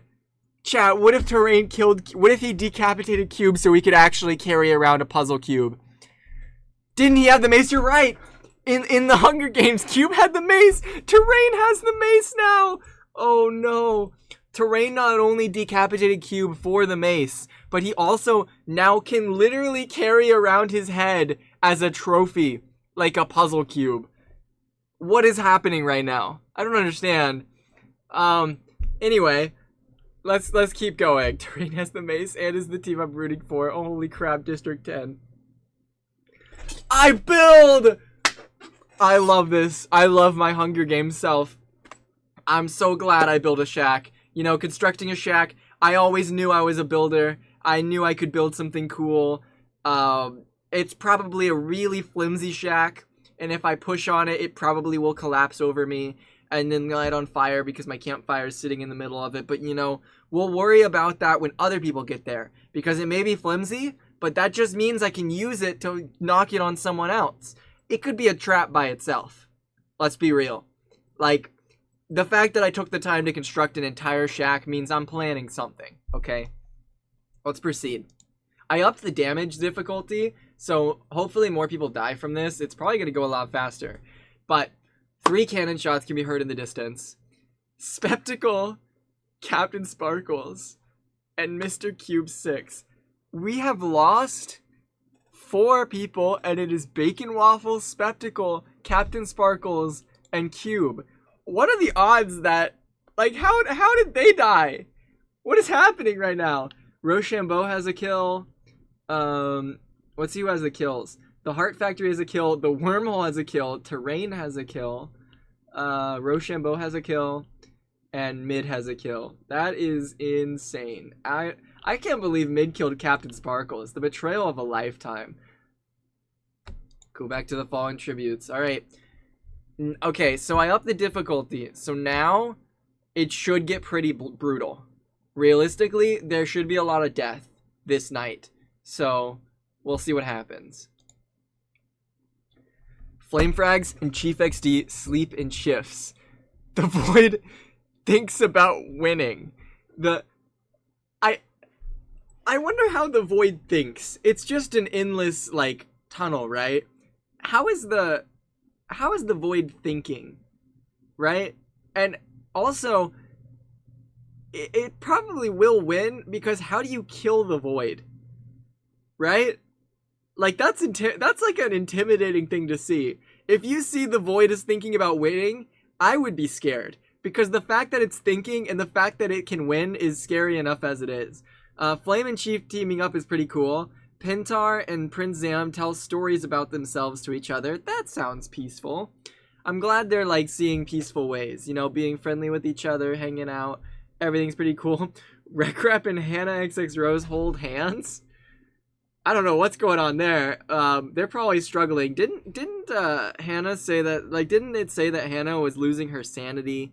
I think Hannah's, like, going insane and Rex trying to, like, console her because he feels bad. She probably, like, was freaking out. Rochambeau thinks about winning. Why is everyone thinking about winning? It's only night 2. All right, you don't need to think about winning yet. It's not. There's so many people still alive. They're too soon. Too soon. Parrot and Ashwag run into each other and decide to truce for the night. Fair. I can see that. You know, the truce. I understand that. You know, I can see them trucing. Leowook tends to Vortex Dragon's wounds. Okay, they're being friendly. I love how friendly they're being. Why can't this be like on Lifesteal? They literally, what did I just say? They literally are working together more than ever before. Like teams that you'll never see before, helping each other out, tending to wounds, consoling them while they're stressed. That's, you know, we're friends, right? I mean, Terrain decapitated Mr. Cube and stole the mace from him and is using his head as a trophy, but like, they're friends, right? Like, we don't talk about the deaths. They're just kind of hanging out. So, the Heart Factory, Vitality, and Tubbo discuss the game and what might happen in the morning. I would want to hear that conversation. I would want to hear what Vitality and Tubbo are talking about in the Heart Factory. I want to know what's going on in the Heart Factory's head, because it killed someone. It killed Bacon right off rip, had a mental crisis about it, and then, like, tried to, like, end its life. I don't know what's going on with the Heart Factory right now, but the other two, like, they could win. Like, they're discussing this, like, maybe they think they have a good chance. Whoa. Red defeats Planet Lord in a fight, but spares his life. I've never seen that kind of restraint from Red before. He's literally, like, that's respect right there. That's literally taking on a fight, winning it. And, like, that is honestly the most, like, moral high ground move you could ever do. It's like taking a fair fight, battling it out, winning, proving that you can win, and letting them go. It's like respect for that. The high ground is serving well, Red. That's so true. Red has the high ground. He wins the fight and spares his life. He did deals, like secret, like plans. What was he teaming up with? Was it the Void and the Heart Factory? Red did some teaming up with the Void and the Heart Factory. He got the high ground. He proved that he could win a fight. He's got some crazy reputation right now. That's a crazy reputation. I mean, he's building his status in the Hunger Games. It subs tends to his wounds. He's probably wasn't the Eclipse Federation like spiked by thorns? He's probably hurting pretty bad from that. Japex passes out from exhaustion. No, Japex. Oh, he's working too hard. I hope Japex gets better. He can do better than this. I believe in Japex, all right? He's going to kill everyone. You know, right now he's passing out from exhaustion, but I believe. Oh, Japex. Oh, boy.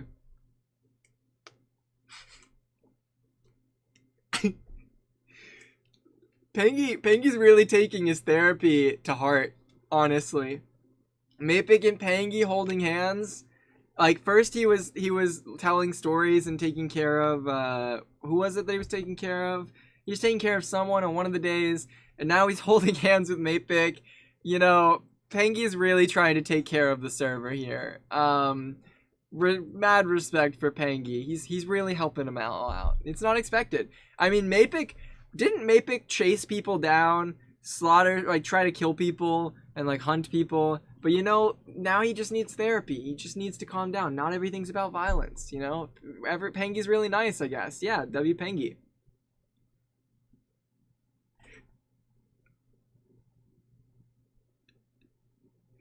I'm not even gonna read that. I don't want to know. Anyway, the car goes to sleep. How? How does the car go to sleep? How does the car go to sleep?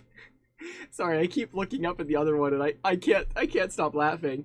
I'm just like imagining like the Eclipse Federation, like the three of them. And then Terrain, who has just decapitated Mr. Cube and has the mace. Like, what if this is a scheme? What if the Eclipse Federation are doing this to get the mace from Terrain? Because that would be a crazy play.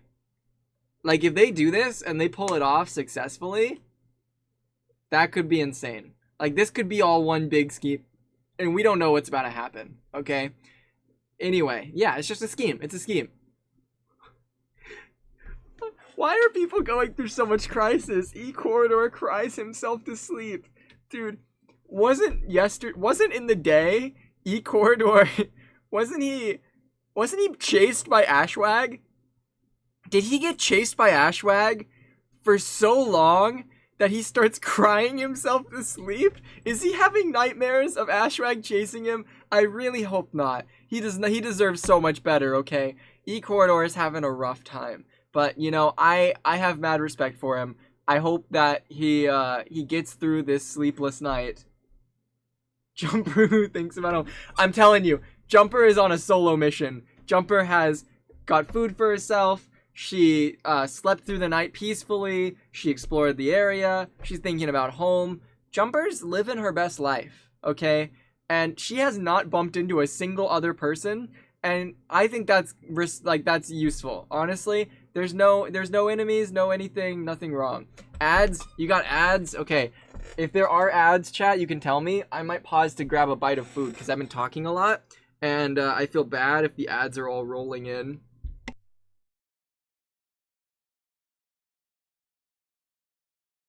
I mean, if I got chased by God, I would also cry.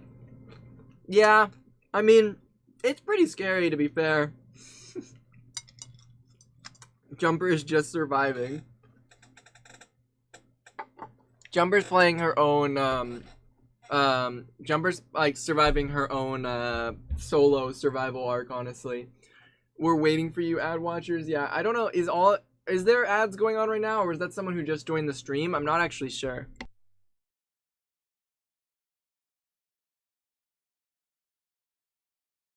I'm taking a bite of food, though, because I am hungry. I'm trying to mute my microphone, though, because I don't want you to hear me, like, chewing. Not for me? You don't? Okay, we'll keep it going a little bit. Ads are over? Okay, awesome. We'll keep it going. We'll keep going with the thing. My Wi-Fi sucks. Oh, no. I just have to drink some water. Jaren quietly hums. Why is that scary? I feel like Jaren quietly humming is like an intimidating thing. Like, it doesn't sound like he's at peace, like humming like to sleep. It sounds like he's like, you know, like when those horror movies when they're like humming like a nursery rhyme and like hunting somebody. That's what it feels like. I feel like that's terrifying to me. Like, it doesn't sound peaceful.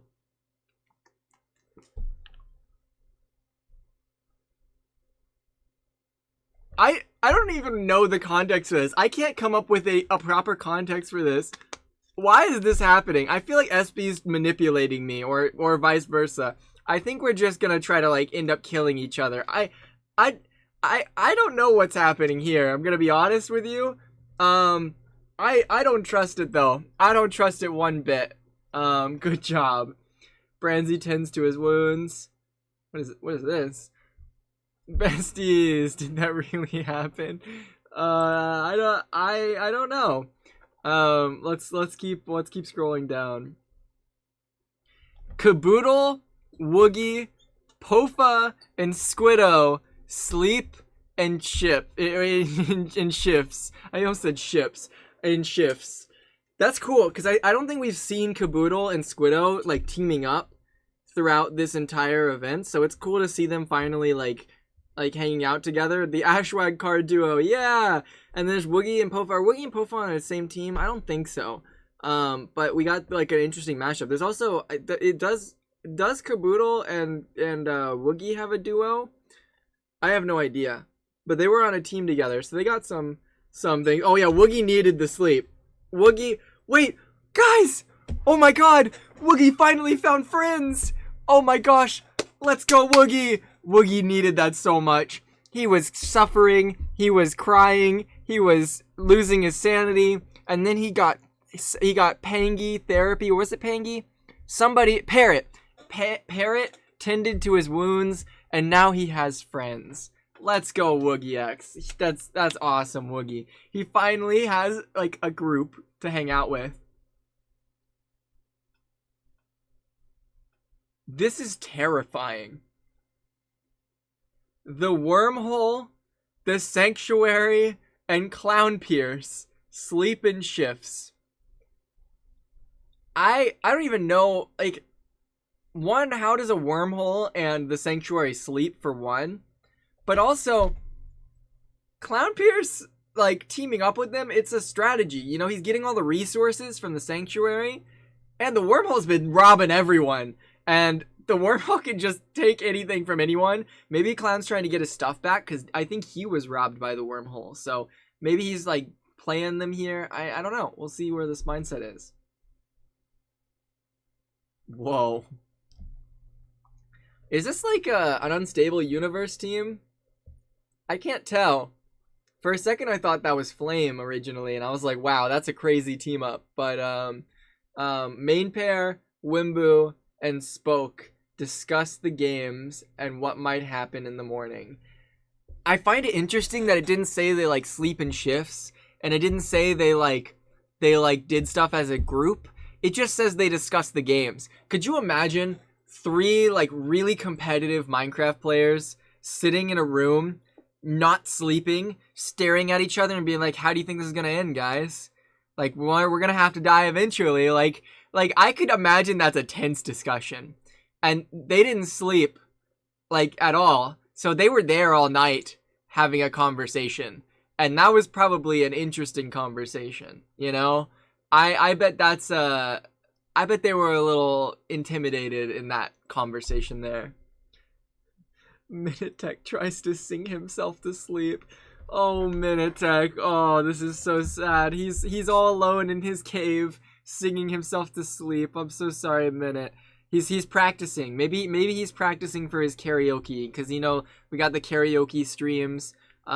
He's a crazy singer. He's trying to get his vocal cords ready. Maybe they're gonna do karaoke, Lifesteal karaoke in the Hunger Games. You know, if they do Lifesteal karaoke in the Hunger Games, they'll get some. Maybe they'll make some friends. It seemed to be very peaceful in Lifesteal, so I don't know. I mean, there's a lot of things that could happen. MOB Tower stays awake all night. Whoa, guys, that's a shocker. The literal skyscraper of a building didn't sleep. I can't believe it.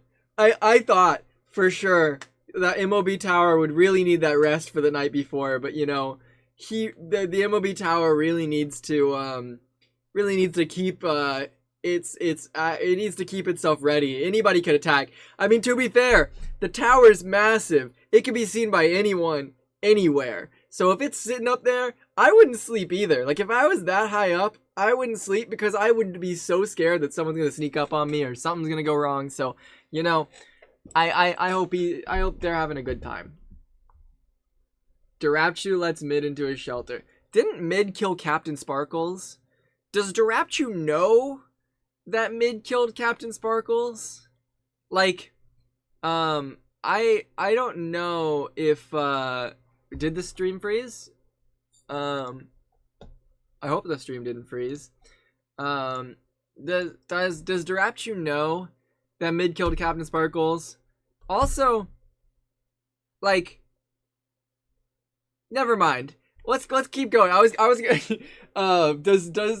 does he know that Mid's a ruthless killer? Like, Mid could easily just kill him here. So I don't know.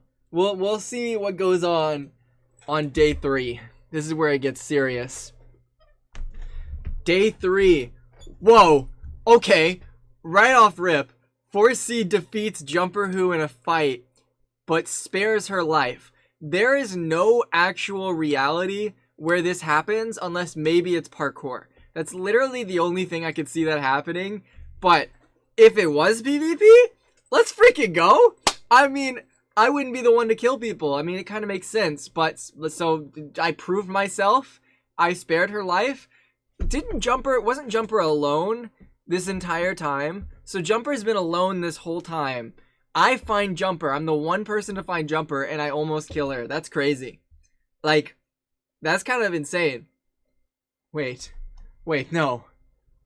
The Heart Factory, Mid Mystics, Leowook, and Tubbo hunt for other tributes? The Heart Factory and Mid are the top killers! How are they? This is a ruthless team. Oh god. How? This can't even be allowed, right? Realistically, like, I mean, I guess there is no rules in this situation, but that's an unfair team right there. They need to have some sort of betrayal because there's no shot that this team up is okay or if they're comfortable. Jaren receives fresh food from an unknown sponsor. Awesome, Jaren. I hope it wasn't pork chops. I know you have a thing for pigs, so I hope you're eating well. Or maybe they got you a pig. to take care of and use as food. But I don't know if he would. I mean, that would be cool, but you know, he's got food. He got fresh food. And I did say fresh. Fresh could be alive. I don't know if that's the same thing though. Hannah XX Rose receives medical supplies from another sponsor. We love the sponsors. Sponsors really be out here supporting everyone. Huge. You guys, the viewers, did not know you guys supported Jared and Hannah that much. That's awesome. Wimbu collects fruit from a tree. Don't know why he needs fruit from a tree. He is Wimbu. Maybe he's going to like lace it with dynamite or something. I don't know. But fruit is pretty cool. Enjoy it. Terrain discovers a cave. Uh-oh. He might have found Minut's cave. There's a high possibility he found Minut's cave, and this could go like really south. Subs and Chief XD work together for the day. Honestly, W team up. I see that as a huge win for them. Spoke and Parrot split up to search for resources? No way! They're from the same district, and they're working together. Holy crap, it's the Havoc. Is it the Havoc? Wait, no, it's not Havoc. What's their duo name? They're actually working together. I thought they were gonna fight each other, but that's awesome. Havoc duo, I got it right. Okay, let's take. That's a huge win. Spoke and Parrot working together once again. Massive win for them. What? This should not be allowed. How is this allowed? The main pair and Flame being together for one. Red and Ash, what's their duo name? Swag? No, wait. I don't remember their duo name. So we got Red and Ash, the duo. We got main pair and Flame, and we got Ashwag and Squiddo. I feel like Ashwag in this sense would be the ringleader since he has more people that he's like close with. The Scam duo, okay. I feel like he's the ringleader because like he has more people like that are supporting him. But like, what if they like work together and then main pair and Flame decide to double cross them to try to get the extra hearts? I don't know. It's possible. Swag Dudes and Blindfold Brothers. Oh my goodness. Squiddo Insane Arc. Squiddo is making good teammates. Friends in high places. Branzy receives a hatchet from an unknown sponsor. You guys gave him a hatchet? You guys gave Branzy a hatchet? He does. I'm afraid what that man would do with a hatchet. Cause like, he could do a lot, but he also could hurt himself. Branzy, I don't know how often he uses hatchets. But I'd be a little worried for him. But, he could get some crazy kills. He could just chuck it in the distance, and it might hit somebody. I could see that. Minute collects fruit from a tree. That's huge. That's huge for Minute. Is this the second time that Minute has collected fruits? Why does Minute need fruit so much? Like, you know what? I'm not going to question it. He just may really enjoy fruit. Eclipse Federation and the Void work together for the day. What? How does Eclipse Federation work with the Void? The next image. That's pretty huge. But like, how does that work? Are they like digging out the Void, making the Void bigger? I could see Eclipse Federation making the Void more, like adding to the Void, so they could trap more people. Because didn't Zam, like, create a large portion of the Void? I feel like with Subs and Vitality as well, they're really, like, ripping apart that Void area, which is huge. Awesome team up. E-Corridor? Okay. So E-Corridor gets chased by Ashwag, cries himself to sleep that night, and then stalks Rochambeau. I feel like E-Corridor in this instance, like I like to imagine this, like I like to imagine that E-Corridor was chased by Ashwag for the entire day, right? Then he starts like crying himself to sleep, and he's like, okay, I need to play things safe. And he sees Rochambeau and he's like, oh frick, I gotta hide. So then he's like hiding, but following Rochambeau. So he's like eyeing him, like stalking him, but he doesn't want to fight him, so he's just keeping an eye on him. That's what I imagine, because he doesn't trust anyone anymore. You redeemed eat, I will eat. I have food.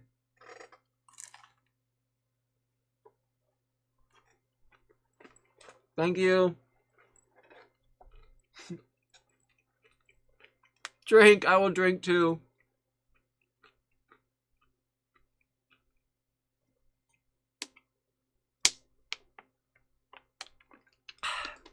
I had a big mouthful of food there. That was not worth it.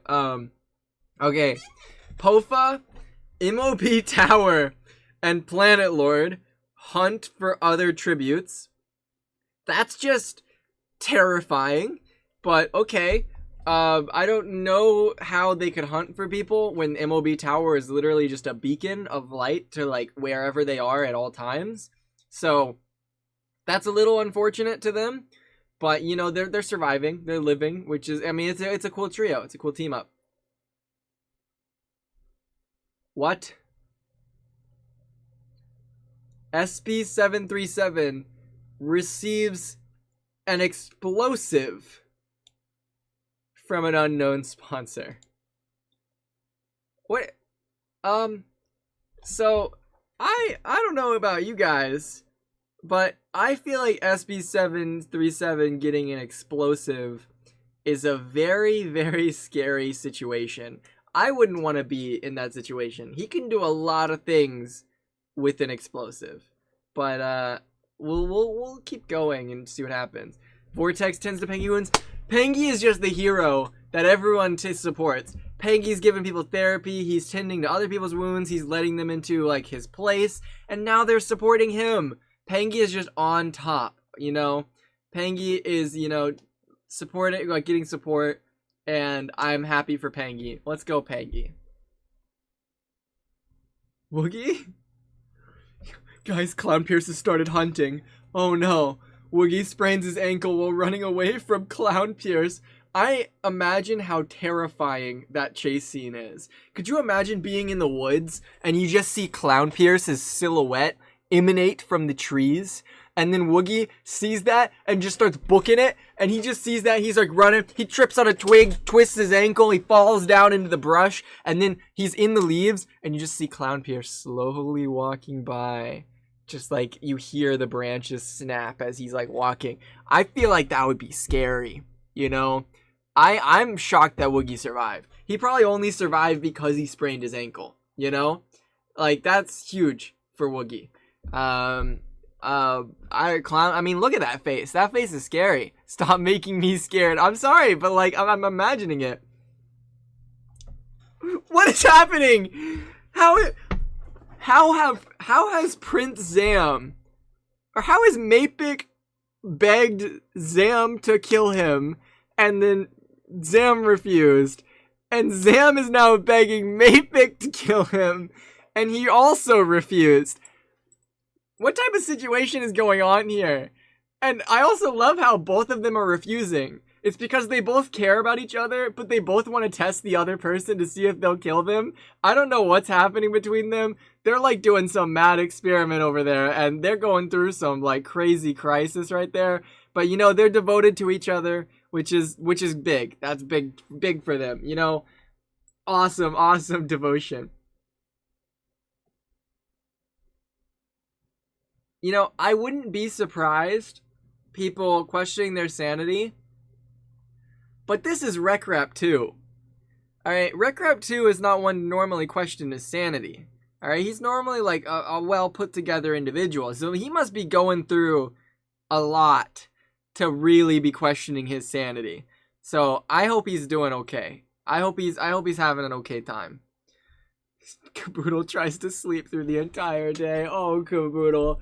Caboodle, oh, I hope Caboodle didn't just put herself in a box and just isolated herself throughout the entire day of the Hunger Games. That would be so sad. I mean, if she can sleep through it, that's huge, because you avoid all the conflict, you know. Happy for you, Caboodle. You got some sleep. The Sanctuary receives fresh food from an unknown sponsor. The Sanctuary doesn't need food. It gets its own food. Like, it generates its own food. The Sanctuary is living its best life right now, you know? But, you know, huge. It's got more food to share. That's awesome. Vitality tends to Pentar's wounds. Interesting. Have any of them got an iPad yet? I don't think so. 4C is the unknown sponsor. No, you guys are the unknown sponsor. You guys, the chat, obviously. Vitality tends to Pindar's moons. I mean, they're a good team up. They did a lot, actually, in Season 5. So it's cool to see them working together again. It's kind of awesome. No way! How? How did he do it? What? Darapchu steals from the wormhole? Did he, like, jump into the wormhole and steal from it? Because the wormhole has been stealing things every single round. It stole from Clown. It stole from Chief. It stole from someone else. How does someone steal from the wormhole? The master thief himself. Darapchu's gotta be some crazy thief if he's pulling that off. The thief becomes stolen from. How the tables have turned. So true. The car and JPEX work together for the day. I don't even want to comment on this one. All I just want to say is I saw these two images side by side and it made me laugh.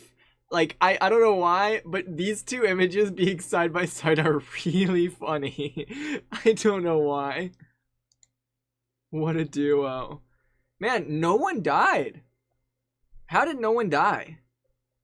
Is it because I started the thing on the certain setting, so it's just going to keep that setting? Are we just going to be live for a long time?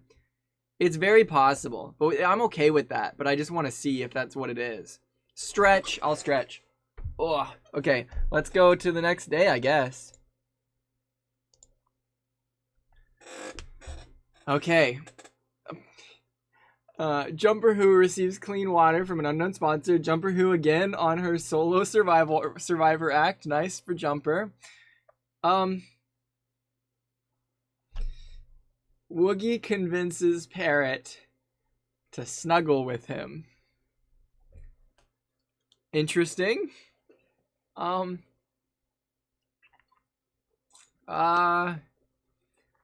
don't even like. I've made comments on the other ones for like motive and stuff, but I don't really know a motive for this. Woogie was wait. I do know a motive for this. Chat. Woogie was having a really hard time at the beginning, right?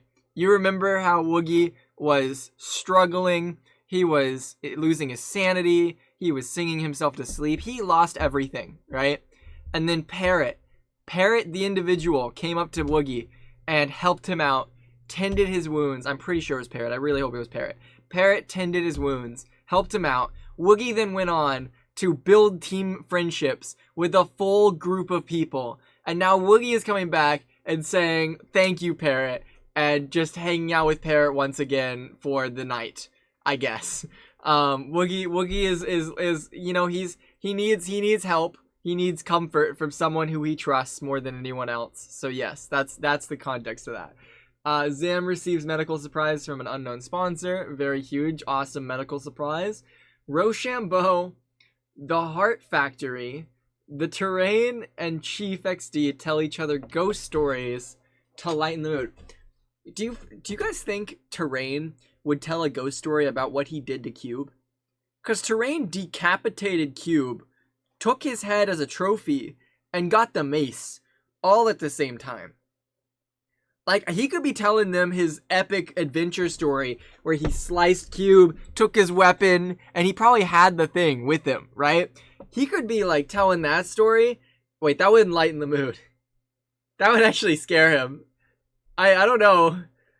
Actually, maybe that's not the story he's telling. I feel like that's not gonna lighten the mood at all. I mean, I feel like that's gonna make them like be terrified to sleep. Maybe let's rewind. They're telling peaceful, happy ghost stories. You know, they're having a good time. I miss Cube. I know, it's so sad. E-Corridor cries himself to sleep again.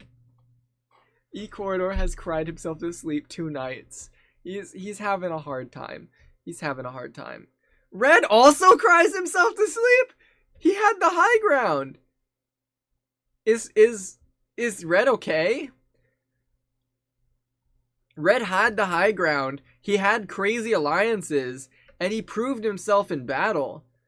Why is he crying? It doesn't make sense. I mean, maybe he feels bad that he knows he has to kill people. Maybe Red doesn't want to kill people, and he has a moral setting right now. What? Flame Frags begs Rec Rap 2 to kill him. He refuses, keeping Flame frags alive. What? Didn't Rekrap scare Flame away originally? Is Flame scared of Rekrap too in this simulation? Is he terrified? Because I feel like he's scared and he's just begging, like, to get out of here. But that's interesting because, like, why would the Immortal Demon do that? Like, what is his plan? Maybe he's, like, manipulating Rek. He's testing Rek. Like, he's pushing him through it. And he might have another plan up his sleeve. Flameman having a good week. He is not. Rek just has too much aura. It's true. Darapchu is awoken by nightmares. Oh boy, what was Darapchu dreaming about? Oh no. Was he dreaming about a life without Pintar in the middle of the Hunger Games? Or was he I mean, I don't know. Darapchu could be dreaming of a lot of freaky things. Darap would have nightmares. Poor Darapchu. Oh no, Darap. Oh, Darap freaked you. No. Oh, he's having a hard time. Leolwook cries himself to sleep. Why are 3 of them crying themselves to sleep? Leolwook, Red, and E-Corridor. We see them all here. What's happening? Pintar and Wimbu huddle for warmth. What is this? They're being too kind. What's happening? Tubbo and the Void talk about other tributes still alive. That's a scary talk. Could you imagine Tubbo looking into a giant void hole and just talking about his future victims? I'd want to hear that conversation because that sounds like a deep lore moment. I don't know. Main characterized himself to sleep. That's 4 people crying themselves to sleep. What is it? Dude, what is it with Night 3? Night 3 has everyone crying. Why are they sad someone died? Are they in trauma? I have no idea. I have no idea. Jaren tends to Ashwag's wounds. Awesome, they're helping each other. Hannah lets Caboodle into her shelter. Oh, that's awesome. The team up. Actually, we haven't seen Hannah and Caboodle like team up like this. So that's really cool. It's cool seeing them work together. The Wormhole, Vortex Dragon, and Planet Lord sleep in shifts. Awesome. The W Woman team. Yes, the Woman team. They're teaming up. Hannah and Cab. The Wormhole, Vortex Dragon, and Planet. Another interesting team up. Mid and Bransley tell stories about themselves to each other. Oh, that's great. I know they have some great stories. They've done a lot of really cool builds and experiences together. Great stories with each other. That's an awesome little team up there. Mapik stays awake all night. Is Mapik okay? I think he's playing the Hunger Games a little bit too sweaty. I know it's the cost of your life, but you don't need to stay up all night. You can get some sleep. Peggy attempts to start a fire, but is unsuccessful. No, Peggy. Oh, Peggy, no. He'll figure it out. I trust in Peggy. Vitality, Eclipse Federation, 4C, and Pofa sleep in shifts. Is Vitality comfortable in the Eclipse with the Eclipse Federation though? Let's be real here. Maybe Vitality is a little uncomfortable. It's too much past trauma. He might not want to be here in this conversation. This could be a really bad night's sleep. What if Vitality has the shifts? He might just kill them. What if he kills the Eclipse Federation? That would not go well. Subs Fin. Whoa. What? How? Subs Fins the MOB tower, the car, and the sanctuary away from his fire. For one, how does he keep the car away?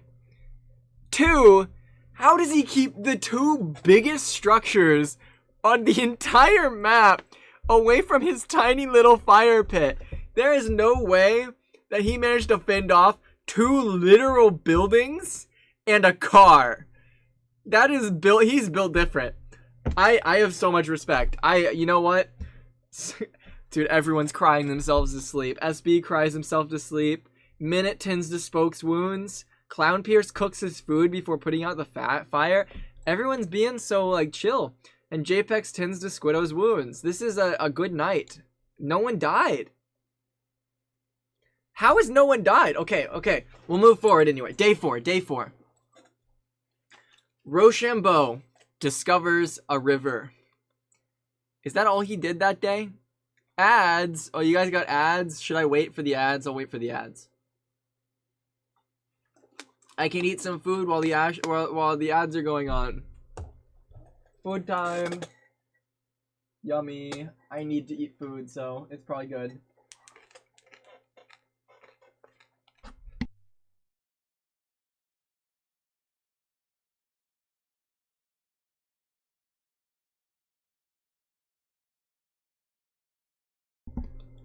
I hope you guys are enjoying this stream. It's a bit of a different stream for those who don't have ads right now.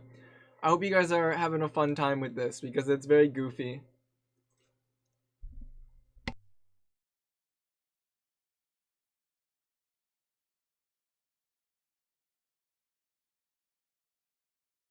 Actually, this gives me a really good excuse to get food. It's a good time to get food when we're waiting. I mean, you get some food, eat some food, drink some water. Be healthy. Don't just sit on your computer and watch streams all day. Actually get outside and drink water and do stuff. I know I'm sitting on my computer all day, drinking water and eating food, but this is a good reminder to do so. Be healthy. We're waiting for you, ad watchers. We are waiting. The mass amount of people who spammed ads. I'm so sorry.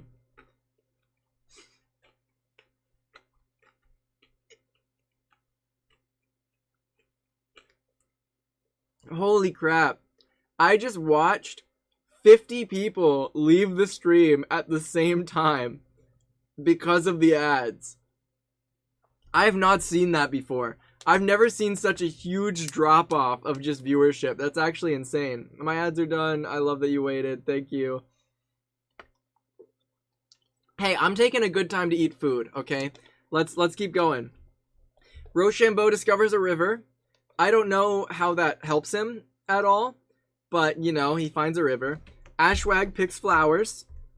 Weird, not very Ashwag coded, but, you know, he picked flowers. Durapture receives medical supplies from an unknown sponsor. Very awesome, very cool. Wimbu goes hunting. Like, is he hunting for food, or is he hunting for sport? Is he killing people? I don't know what Wimbu is doing, but, you know, he's hunting. Wait, what? Hannah XX Rose, Parrot, Pofa, and Red track down and kill Spoke. Spoke? Yeah, Parrot betrayed Spoke. They slept. Like, wait, didn't they team up for one of the nights or one of the days? Oh, I feel bad for Spoke. Like, number one, it sucks that he died, but also, how would you survive if Hannah XX Rose, Parrot, Pofa, and Red were all tracking you down? That's a 4v1. Spoke didn't stand a chance. I'm sorry, but that's a crazy thing, especially when one of them is his close friend. That's brutal. I don't know what they're thinking killing off Spoke, but you know, they fought hard, they fought valiantly, and now Spoke's gone. So this is a big, very sad for the Spoke community. I know you guys were rooting for him, but the betrayal was hard. The betrayal was brutal. Parrot and Spoke are in the same district. It's kind of rough for them. Leowook tries to sleep through the entire day. He's getting his naps in. Nice. The Terrain receive. Terrain is the most stacked player in this roster right now, okay? Terrain has gotten an explosive. He decapitated Mr. Cube, has his head as a trophy, and also stole the mace from Cube. So, I don't understand how people are still supporting him after he killed Cube. I thought that was a big upset in the community, but you know what? He's getting a ton of support. He's getting explosives. I'm scared what he's gonna do with that explosive. Pentar, am I dead yet? You are not dead yet. You are still alive, Pentar. I could show you the update when we get through the day, but you are still living. We'll see what you did this day. E-Corridor practices his archery. Let's go, E-Corridor. He's moving up in the world. This is huge. Chief XD tries to spearfish with a trident. I mean, I guess that could work. I don't know how skilled Chief is with a trident, but it's good that he's getting his practice in. Yeah, let's go, Pintar! The Heart Factory picks flowers. How does a factory pick flowers? There's so many questions that I have when the buildings show up. It's really funny. But why is it picking flowers and how? Main pair receives medical supplies. I feel like main pair's gotten a few medical supplies by now. Rec Rep thinks about home. Oh, poor Rec Rep. He's having it rough. MOB Tower receives a hatchet from... What is he gonna do with a hatchet? What is the MOB Tower gonna do with a hatchet? It's a building. It doesn't need a hatchet to kill someone. It can just fall on them and dead. Gone. It doesn't need a weapon. A hatchet's not gonna change the difference between it unless it puts it inside it, and then if anyone tries to like walk into the MOB Tower, it just kind of falls on them. Maybe. SP737 tries to spearfish with a trident. Again, same thing with Chief. Spearfishing, I don't know how skilled SP73 is with or SP737 is with a trident, but he is a penguin. So I feel like penguins are pretty good at fishing. I feel like he might have a leg up on Chief in this instance. I don't know about you guys, but that's how I feel about this. 4C is pricked by thorns.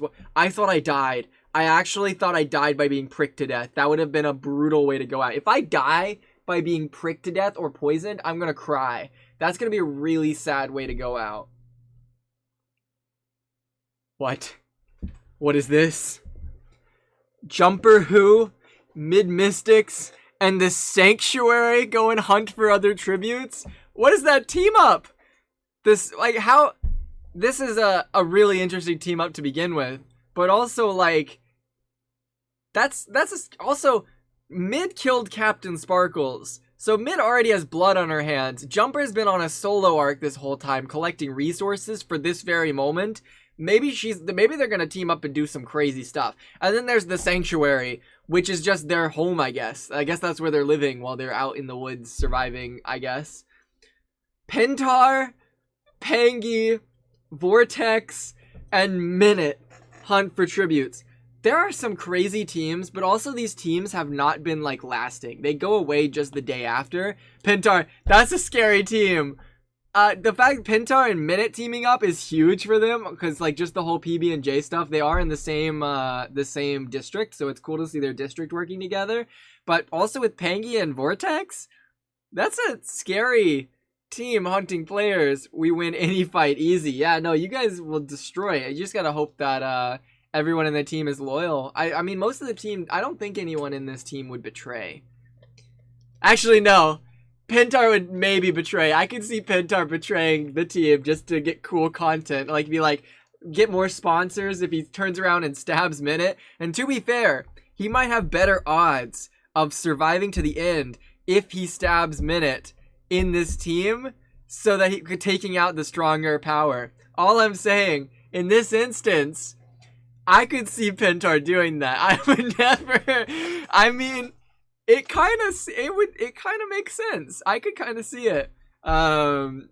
It's a strategy. You're just joining them for the plan. Caboodle camouflages herself in the bushes. Caboodle has slept through the entire day previously and is now camouflaging herself. I don't know what Caboodle's doing. She's in her own little world. What, guys? This is crazy. Okay, Pintar. It's subs camouflaging themselves. Why are they both camouflaging themselves? There's no reason. I mean, I guess they might be in different places. But could you imagine if they both camouflaged themselves in the same bush and one of them died because of that? That would be funny. Guys. Flame Frags overheard Planet Lord talking to a car in the distance. I can just imagine Flame Frags looking over a bush and just seeing Planet staring straight at a car and having a full-on conversation with it, and the car is just not talking back or anything. I could see Flame thinking Planet's losing his mind. That would be crazy. That's like an insane situation. Girl talk. Eclipse Federation is pricked by... This is the second time Eclipse Federation has been pricked by thorns. They're having a rough time. JPEX goes hunting. Tubbo thinks about home. Vitalacy discovers a cave.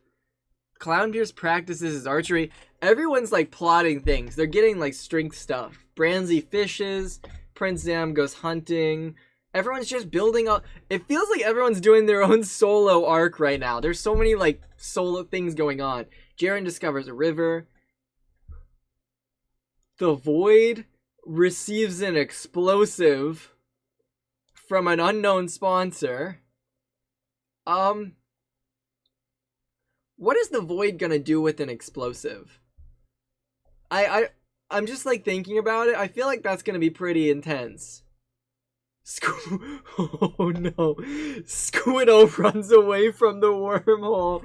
No, Squiddo! The wormhole's gonna get you! You gotta run! I feel like Squiddo would like activate like her god powers and fly away from the wormhole while the wormhole is like pulling her back. The wormhole is trying to take Squiddo and take her to another dimension, another universe. This is not okay, Squiddo. This is so sad. Maypick picks flowers. That's the end of the day. Okay. We lost Spoke. Let's look at the status. So, Mid's got a kill, Red's got a kill, Zam's got a kill, Rose got a kill, Pofa's got a kill, who else has got a kill? And the Heart Factory and the Wormhole have kills. But Captain Sparkles is dead. Who else is dead? Captain Sparkles, Bacon Waffle, Spectacle, Mr. Cube, and there was someone else, right? And Spoke. I will say, Pintar, I don't know if you're still here, but I find it absolutely hilarious that at the cornucopia, Bacon was killed by the Heart Factory. Captain Sparkles was killed by Mid, and then Cube was decapitated by Terrain. And Spectacle, I forget what happened to Spectacle. Spectacle died by somebody, but he had a brutal time. District 7 is awesome. Yeah, you love District 7? I feel like you would like this, actually. Yeah, it's PB&J, and then there's also your team up with E-Corridor. It's a great team. Great district. I think they have a good chance of winning, especially with all of them still alive. The 3-Heart Trio team is having the worst time right now. But they're living. Let's go back. Let's keep it going. Proceed. Alright. E-Corridor receives fresh food from an unknown sponsor. Flame Frags begs Clown Pierce to kill him. He refuses, keeping Flame Frags alive. Is Flame okay? Flame, this is the second person that Flame has begged other people to kill. And also he's been scared by Rec Rap. Flame is not having his intimidation. Clown is, though. Clown has been like a ruthless force scaring people away in this game. But Flame is not okay. Vitality loses sight of where he is. Vitality? Is he like... I think Vitality might have gone AFK. I think he's like losing his own self. I don't know what's going on with him. I don't know how he could lose sight of where he is. Like, is he going blind? I don't know. Caboodle destroys main pair supplies while he sleeps. Why does this feel like real? Why do I feel like this is something that would happen? I feel like in Lifesteal, Caboodle would destroy main pair supplies and then put up like a thing being like he is like a like set a target on him. It's canon Caboodle. Oh my gosh, Caboodle destroying main pair stuff. No way. That sounds like Cab. It does sound like Cab. Maypick and Pintar sleep in shifts. Oh, I forget it's night. I didn't realize it was night for. But Maypick and Pintar? That's a... Pintar, have you ever teamed up with Maypick? That's an interesting team up. That's a cool team up, actually. I'd be interested to see what you guys did together. It's kind of cool. The Pintar and Maypick team up goes so hard. Gucci Gang. Oh, yeah, Gucci Gang. You were the Gucci Gang team. I mean, this is just 2 of the 4, but... I mean, yeah, the more I think about it, this team would not live well. Oh, and Abyss. That's true. Yeah, you guys have teamed up a lot. But yeah, you guys have had, like... You guys have a bad past, right? With, like, with that, didn't you leave, didn't you leave the Gucci Gang and everything kind of fell apart? It's, you know, you'll be fine. You'll be fine. What? How? Branzy Craft, Finn's Rec Rap 2, Red, and the wormhole away from his fire. Branzy has never had more aura in his life. I've never thought to see Branzy holding back Wreck and Red, which is already crazy as it is, but also a literal wormhole, multi-dimensional wormhole that has been robbing people this entire game. So, huge win for Branzy. I don't know how he did that. I don't know how you fend off a cross-dimensional wormhole, but that's cool. I mean, nice for him. Tubbo passes out from exhaustion. Okay, sorry, Tubbo. Is Tubbo... I keep asking if people are okay, but, like, why would Tubbo pass out from exhaustion? I hope he's, like, not, like, hurting too bad. Jaren tries to treat his infection. I'm skipping that one. Leoluk sets up camp for the night. Why is SB holding hands with so many people, actually? I feel like SB is this evil mastermind, because he's holding hands with people, he's building trust, and I feel like he's going to turn around and betray so many people. I do not trust this. Leoluk sets up camp for the night. Minute loses sight of where he is. I don't know how Minute would lose sight of where he is, but I guess it is nighttime, so I guess he could get lost in the dark. SB has an ulterior motive with his explosives. He does have the explosives. He might be trying to lure people in just to blow them up. That's crazy. He's taking out his competition.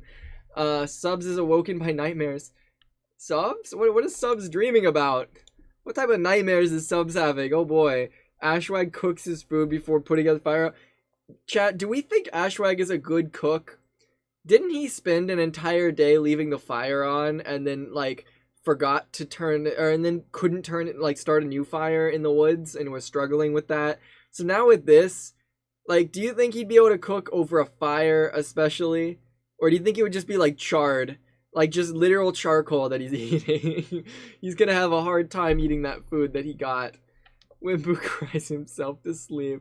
Wimbu, it's okay. I know you're alone in the woods, but don't worry about it. The Sanctuary loses sight of where she is. Squino and Eclipse Federation huddle. That is a sentence that I would never thought I would hear in my life. Squino and the Eclipse Federation huddle for warmth. Okay. Oh, I scrolled down too much. Pangy attempts to start a fire, but is unsuccessful. Whoa. Parrot defeats 4C in a fight, but spares his life. Thank you so much for the 100 bits, by the way. This is like what happened before. Didn't I defeat Jumper in a fight and spare her life, and now Parrot's defeating me and sparing me? I guess I got good karma from sparing before. I don't know. But that's kind of scary that I was like, I almost died. I could have died there. That was a close one. JPEX and Woogie huddle for warmth. Okay. Nice. The Heart Factory No! Chad, the Heart Factory's crying. No, this is so sad. Oh no. It already has like acid around it, so it's probably crying out the acid from the factory, but you know. Hannah XX Rose receives an explosive from an unknown sponsor. Interesting. I'm curious as to what Hannah... I feel like Hannah has a lot of experience with, like, explosive things. I'm curious what she'll do with that, or if she'll just kind of hold on to it. Because she could do some crazy plotting with that. That's a lot to have. Why are the buildings crying? How is MOB and the Heart Factory crying? I can maybe see the Heart Factory, but the MOB tower does not have any sort of liquids around it. Like, there's no... I don't know how it's crying. It's suffering. It's sad because everyone's, like, left season 2 and it's alone. I guess it's lonely. Poor him. What?! The Void and Prince Sam fight Rochambeau and the car. And Sam and the Void lost? How does Sam and the literal endless Void lose to a freaking car and Rochambeau? How? How does the Void lose? How can the Void lose? They died! I mean, it's kind of funny. It's kind of like canonical, like Zam like teaming up with the Void, because you know he kind of started the Void and made like the big Void, or he didn't start it, but he dug out the big Void hole. But the fact that Zam and the Void lost to a freaking car in Rochambeau? How does it... Did, like, the car ram into Zam and then Rochambeau come up with a master scheme to seal the Void? I don't know how, like... I guess... The car drove into the Void. If the car drove into the Void, wouldn't the car have died? Because the Void is an endless hole. How does the Void lose? It's such an... I mean, it's crazy. It's kind of sad, honestly. We lost two valiant warriors here. Like, the Void, I had high hopes for the Void. I thought the Void was going to come in, slaughter a bunch of people, and then Prince Zam? Like, that's gotta hurt. That, like, I don't know if you guys are rooting for Prince Zam. I am so sorry. But, one of the teams, I think it's the Eclipse Federation team. Prince Zam is gone. The Eclipse Federation is now just the purple duo. It's so sad. Anyway... Vortex, Terrain, Jumper Who, and Planet Lord tell each other ghost stories. Why is Terrain telling ghost stories? He keeps telling ghost stories to people, and I feel like that's gonna come back. Like, I feel like he's exposing his secrets too much.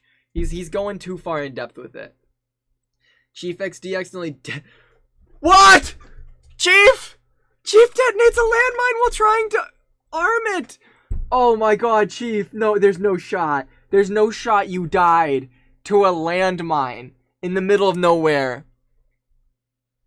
I mean, I get the intent, but there's no way you just died to literal nothing. Oh my, Chief. Oh, I'm so sorry. Like, at least Zam and the Void went down in a valiant fight against Rochambeau in a literal car. But I think Chief might have just died to himself. This is kind of awkward. Rapture goes to sleep. And Pofa tries to treat his infection. Let's see what it says. Oh, it doesn't even say. It didn't even give an update on the fallen tributes of the night. Oh, interesting. Okay.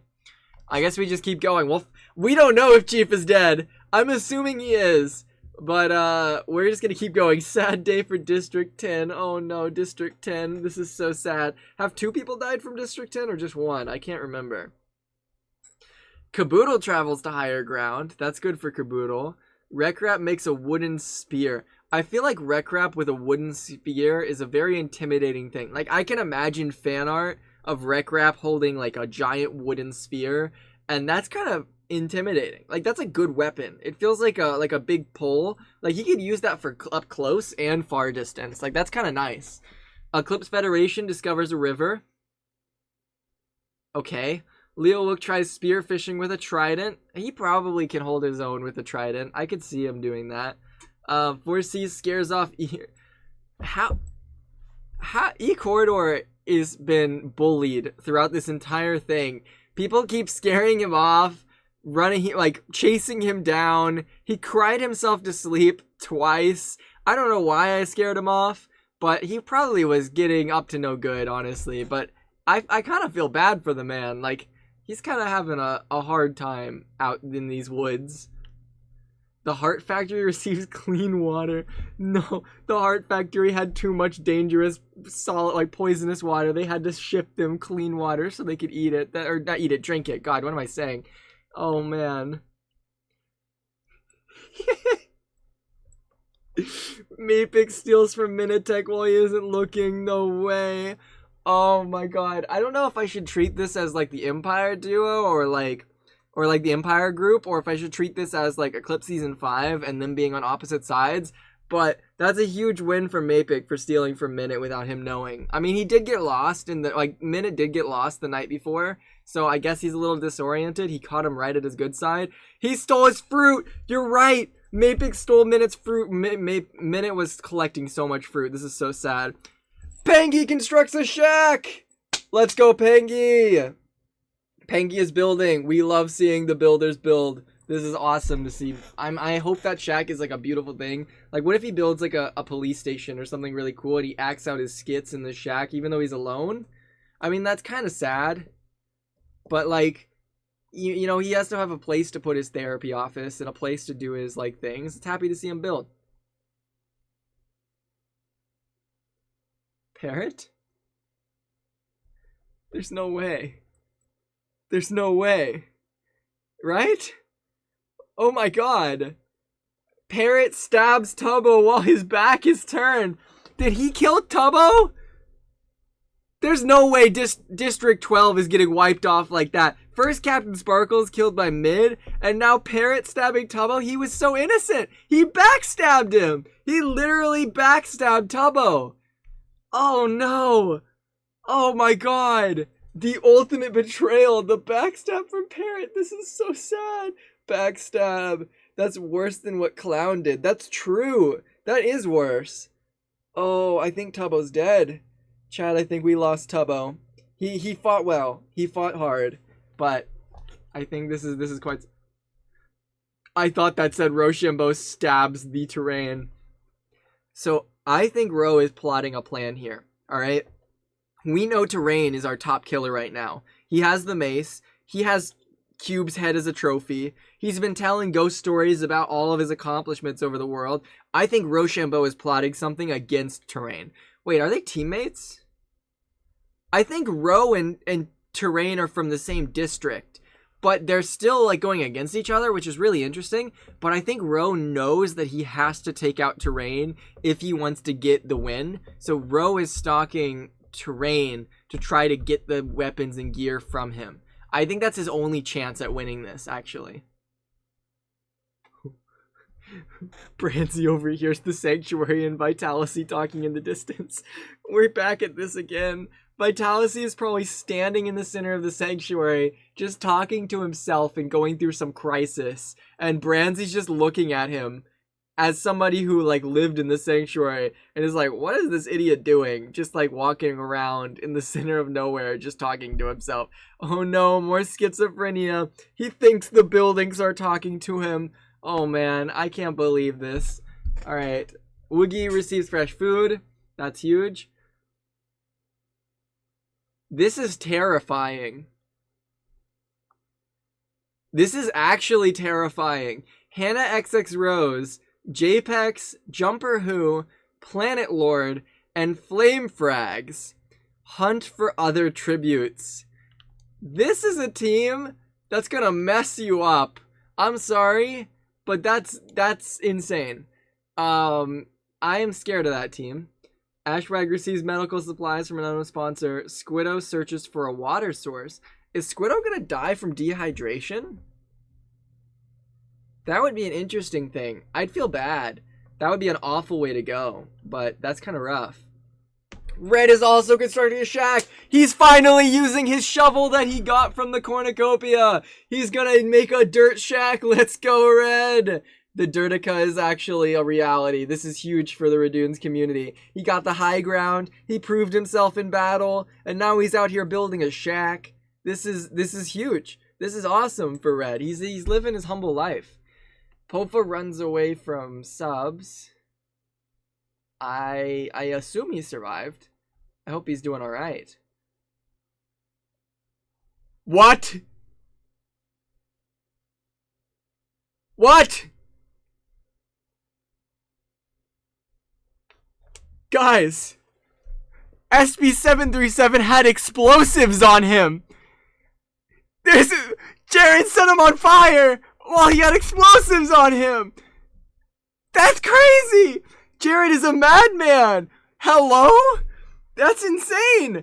There's no way. There's no way he survives that. That's actually crazy. That is like multiple levels of evil. I have never seen Jared in such an evil light that before. That's actually insane. He just casually sets SB737 on fire with a Molotov. Where did he get a Molotov? In the woods? Or is he in the woods? How does that like work? Like, that's insane. Like, Jared has been like an insane person in this battle. Like, he's not necessarily like evil, but he's like or he's not like necessarily like getting like hunted like down kills a lot, but he's got such like an evil play for him that like he'll do some of the most like corrupt things. That is insane that he just bombed SB737 like that. I'm imagining him just like chucking the Molotov, catching SB on fire, and then the penguin literally spontaneously combusts. Like, that's insane. That's kind of like that's a moment out of an action movie. Hello? Okay. Dirapture receives medical supplies. Mid receives medical supplies. Clown Pierce tries to spearfish with a trident. Guys. Ads. You got ads again? Okay. I'll take a break and eat some food. I need to eat food. I have not. My food's getting real cold. Oh, it's like as hard as a rock now. Oh no. This is not good. I've waited too long. Oh no. It's okay. I'm waiting for the ads. This is such a goofy stream. It's lasting a lot longer than I thought, but it's actually a lot of fun. Like, I'm so curious who's actually gonna win this, because it's really hard to tell right now. What am I eating? So my parents, once a week, they really like to make breakfast for dinner. And whenever I'm out like at our house, we always have like a cool breakfast feast. So right now I'm eating a biscuit with bacon, and it's really good. I love bacon. Bacon's like my favorite food.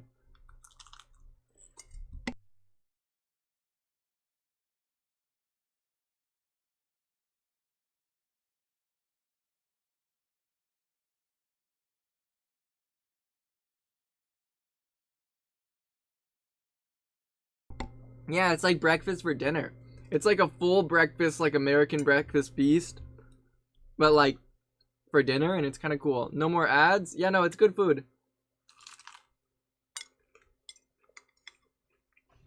It's one of my favorite meals to eat.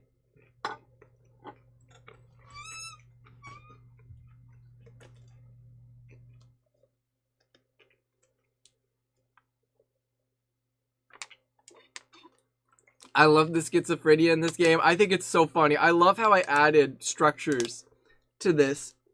I think it makes it so much funnier.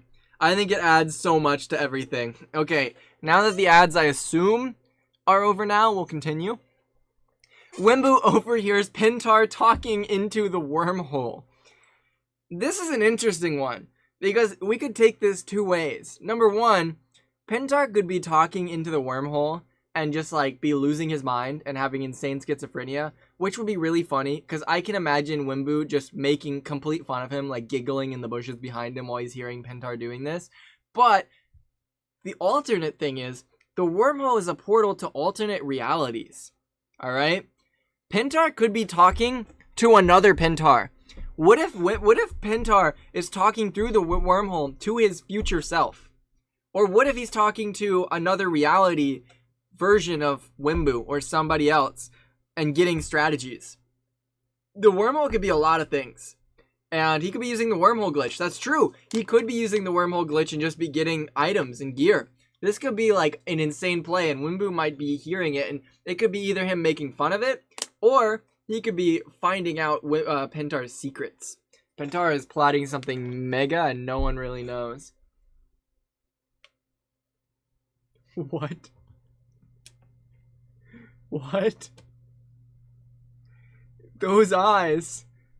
Those eyes are the face of a killer. Oh no. Chat. The car kills Vortex as he tries to run. He tried to run, but the car was just too fast. He ran him over. Not like this. Not the car. The car is pure evil. That is the face of someone who has taken many lives. I think the car now literally has the most kills. I'm not even lying. I think the car has killed the most people in this event. That is insane. There is no way a car is beating all of the Lifesteal members at killing people. The Ashwag car. The Ashwag car is killing everyone. What is happening? Okay. Main pair sees smoke but doesn't do anything. And the MOB tower is hunting for tributes. I'd be scared if the MOB tower started walking around and hunting me. I wouldn't know how to hide if I'm being honest with you. How do you hide from a building? Let's go forward though. Man, day 5, this was a slaughter. On day 5, we lost the Void, Prince Zam, Chief XD, Tubbo, SB737. I still cannot believe Jaren lit him on fire. And Vortex. At least we know, we have confirmation that Chief did in fact blow himself up. Which is really sad. I can't believe he did that. I can't believe the Void is dead, bruh. Okay, so right now we have Cube dead. Mid has a kill, Red has a kill. Zam had a kill but died. At least he went out with a kill. Jaren's 1 kill on SB is insane. Bacon and Spectacle are both dead on District 3. Not good for District 3. Also, if you think about it, District 2 is just Purple Duo now. And Pangy's all alone. Who's he gonna give therapy to now? District 4. Okay. I'm so scared of District 4. Hello? The car has 3 kills. How does the car have 3 kills? Who did it kill? I don't remember the car killing 3 people. The car is terrifying. And then their whole team is alive, which is just an insane team. Okay. Team 5 is also insanely doing good. Rochambeau also has 3 kills. And Pofa has 1 kill. So honestly, District 5 has the most kills. So currently, District 5 is the strongest team. I'm still mortified of the car, but Rochambeau is holding up the District 5 right now. Huge W for Rochambeau. Leowook, Clown, and Brandsy are still alive. We still got the PMC group. SP737 didn't make it, but you know, there's still PMC without Minute. They still have some tension, but you know, they're still here in District 6. The entirety of District 7 is still alive, which I know Pentar is probably happy about. That's very awesome for their team. Happy to see their team. They are a strong team. They haven't gotten kills yet, but they're a strong team. Same thing with District 8. They're in the same boat. District 9, Spoke and Vortex both being dead. They're half out. It's just Parrot and Wreck. It's just the Diamond duo working together right now. And Parrot with 2 kills, you know, I think they have a chance. They have an intimidation factor. They're a strong team, but losing Spoke and Vortex sucks. Same thing with this team, losing Chief, but like Woogie, Terrain, and Hannah. District 11, I don't know how out of all of these the Void was the first to die. But, you know, we move forward. And then District 12, I feel so bad for Tubbo and Captain. But, you know, the Heart Factory and the Wormhole are holding that team together. So, that's crazy. Alright, let's keep going. Proceed. The Heart Factory questions her sanity. You know, I would too, Heart Factory. Planet Lord passes out from exhaustion. Oh, poor Planet Lord. Guys, I think Planet Lord's having a hard time. Actually, no, the Eclipse Federation is having a hard time. The Eclipse Federation screams for help. Hello, Eclipse Federation, are you okay? Why are you screaming for help? Like, is your team having some issues? Like, are you guys struggling? Like, there's no one else there. You're alone. Are you screaming out to the world? Are you screaming out to each other? Why do you need help? The MLB Tower questions his sanity. Sure, I guess buildings question their sanity. Guys, the Sanctuary defeats the car in a fight, but spares his life.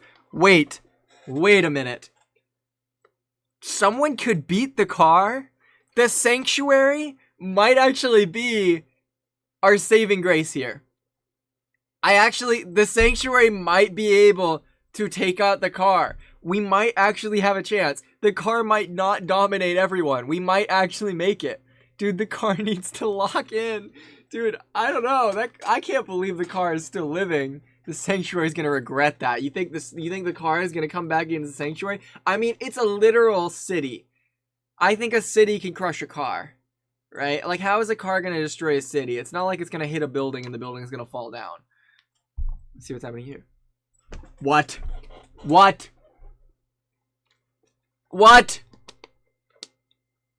I'm stopping the music for this. Minitek forces Parrot to kill Pengy or the wormhole. So Minute is forcing Parrot to choose between the guy who's been giving everyone therapy and has been helping everyone, and the literal wormhole itself that he does not know how to stop. Minute is forcing Parrot to kill one of those two.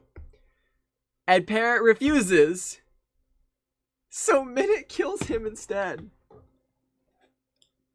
Chat. This means that RecRap 2 is now the sole survivor of his district. This is really sad. This is so sad for the... Wait, how many people voted for that team? That's what I need to know. What district are they? Do you guys know what district they are? Are they district, I don't know what district they are, but someone voted for them. RecRap needs to lock in. We pray for RecRap 2 to lock in and save the day. Okay, let's move forward. Darapchu thinks about winning.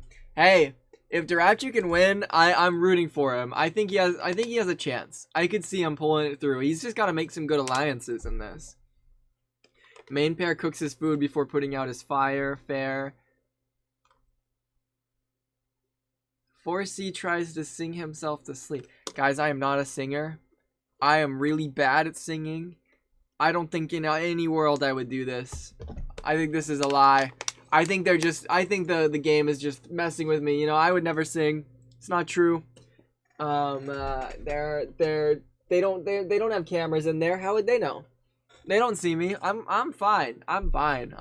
No, it's not true. It's not true. Wimbu, Rek, and Pofa. See, Rek's making teams. Rek is making alliances with people, and Rek is surviving. He's the one surviving grace from his team. That's huge for Rek. Caboodle, Leo, and Woogie. Wait, this is the season 6 team. Caboodle, what are they called? The Mice? What's their team? They're working together. This is awesome. Pentar's unable to start a fire and sleeps without warmth. Oh, poor Pentar. Vitality stays awake all night. This is the second time. This is the second time that Vitality has stayed awake all night. Mystics receives clean water from an unknown sponsor. Huge. Mapik tries to treat his infection. E-Corridor looks at the night. E-Corridor, he's cried multiple nights. He's stalked people. And now he's just admiring the night sky. E-Corridor is in his own world, and we're just living in it, okay? You know what? I'm happy for him. I'm happy that he's able to experience this. Red sees a fire, but stays hidden. Rochambeau receives clean water. Hannah defeats Ashwag in a fight, but spares his life. That's actually insane. All these sparing ones are interesting to me, because it means they could have died. They were close to death, but they were spared. That's kind of crazy. I thought for a second that I was going to say Clown Pierce killed Squiddo, and I was so worried, but they're sleeping in shifts. Flame Frags, JPEX, and Sub sleep in shifts. Jaren tends to his wounds. Branzy attempts to start a fire, but is unsuccessful. What? Dude, Terrain is a menace! Terrain and the car are the two biggest menaces of... Actually, no. Terrain, the car, and Jaren have been the biggest menaces in this entire thing. Terrain's out here destroying... Jumper's living her own world, right? Jumper's doing her own survival let's play. And Terrain's going in there destroying her stuff. He's decapitated people. He's stolen the mace. He's just a murder demon out here. I don't know what Terrain's been up to. The car... It's a car. I don't even need to justify anything more than that. And then Jaren lit SB on fire with a Molotov, and then SB exploded because of the explosive he had on him. So that was just baller. I think that's like the coolest move. Honestly, I think Jaren Molotoving SB is one of the top 10 plays of this entire event. I'm just gonna put it here first. I will say it is either the Molotov play or the Terrain play are like top plays. I will say though, Minute forcing Parrot to kill Pengy or the wormhole and then switching up on him, that was a big one too. That's pretty crazy. Alright, day 6. E-Corridor chases Clown Pierce. Wait. What? What? How have the turns tabled? How didn't Clown chase E-Corridor? I don't remember. But how, in what reality, is he confident again? Is E-Corridor, like, built up as confident? That's awesome. You know what? Huge W for E-Corridor. Mid collects fruit from a tree. Squiddo thinks about home. Oh, poor Squiddo. Hannah kills Branzy with a hatchet. Guys, Hannah didn't have a hatchet. Branzy had the hatchet. That was Branzy's hatchet. Remember how I said Branzy might not know how to use it? Hannah took his hatchet and killed him with his own weapon.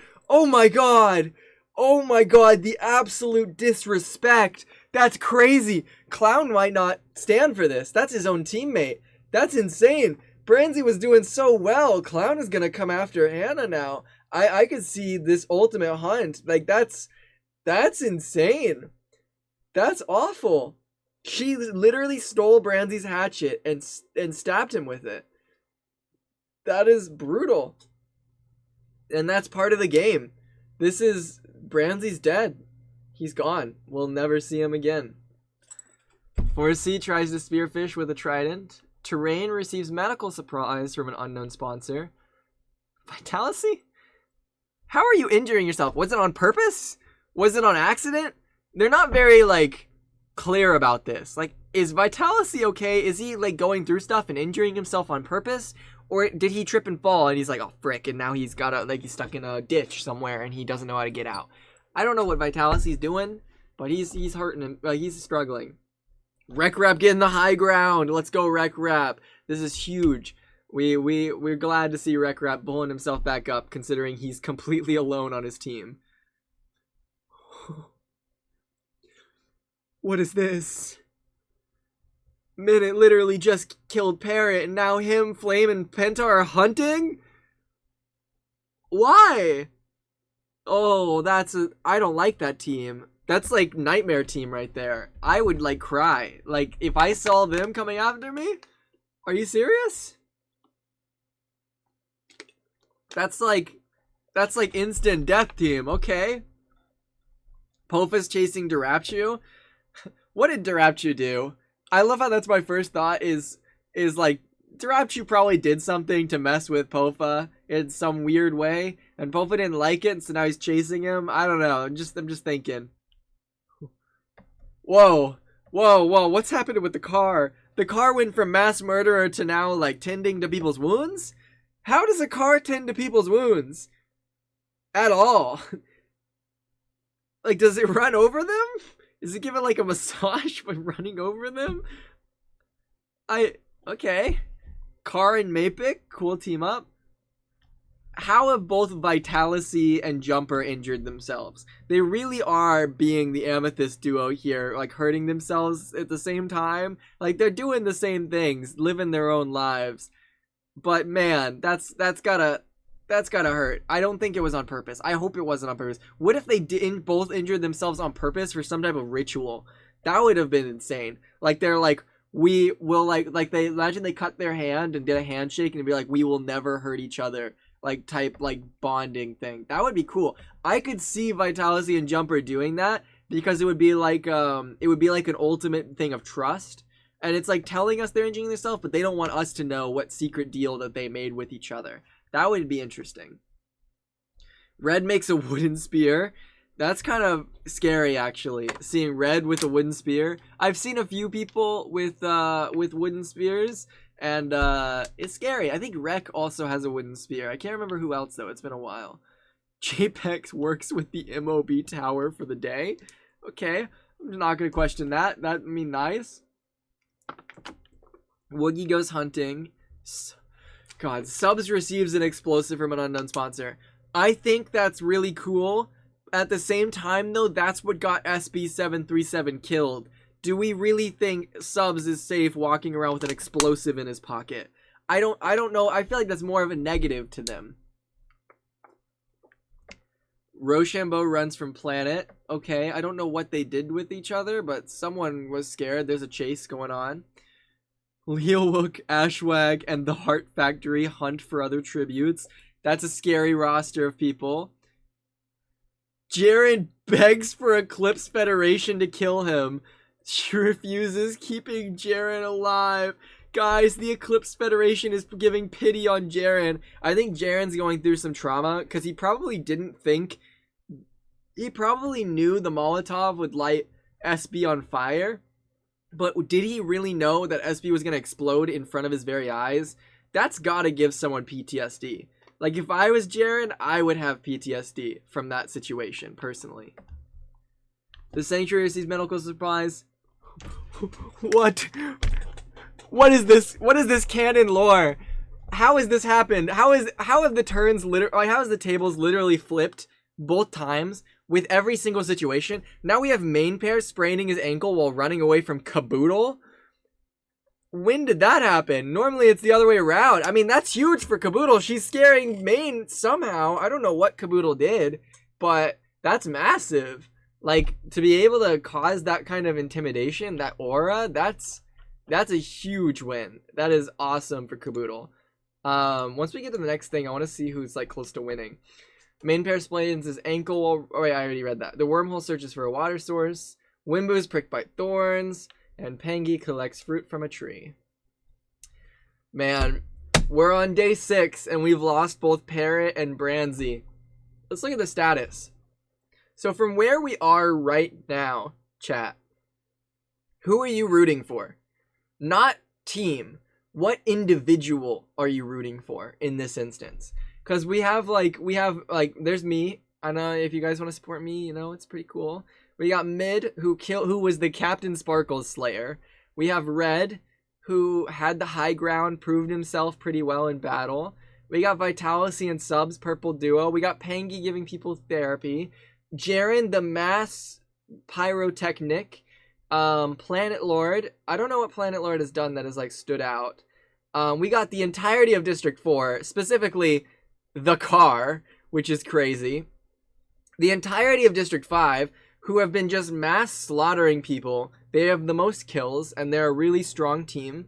We have an angry Clown Pierce and Leowook, just half of the PMC. Wait, who killed Brancy again? Who was it that killed Brancy? Wait, now I want to know. Wait, who killed Brancy? Hannah. It was Hannah who killed Brancy. Okay, I thought it was something else. So Hannah killed Branzy. So Clown's angry. There's Leo. We got the full PB and J and or PBJ. I guess PB and J, yeah. And E Corridor. We got the entirety of District 8. We got Rekrap, the sole survivor. We got Terrain, the mass murderer, and Hannah, the one who killed Branzy, which is crazy. Hannah's actually racking up some kills herself. Got Woogie, District 11, whatever the heck that is, and District 12 as well.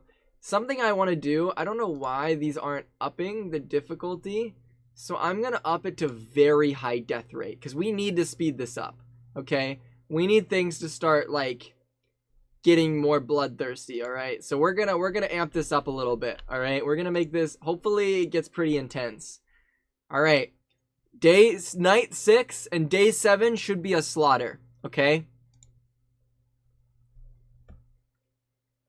Rochambeau tries to sing himself to sleep. Pentar and E Corridor.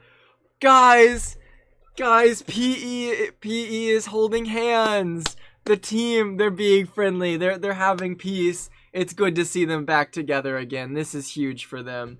Very happy for PE. This is so sweet. Subs, Hannah, Squiddo, and 4C sleep in shifts. This is an interesting pairing. Me and Squiddo from Focus, and we're mourning Cube's death, and then Subs and Hannah. Interesting team up. I actually like this team up. It's pretty cool. I feel like we'd be a good unit. Terrain tends to his wounds. Caboodle? Caboodle, are you okay? Caboodle screams for help. I can see Caboodle going out in the middle of the night on night 6, looking up at the sky and just screaming. I don't know. I could see that. Vitality and Clown Pierce huddle for warmth. I don't even want to know the context for that.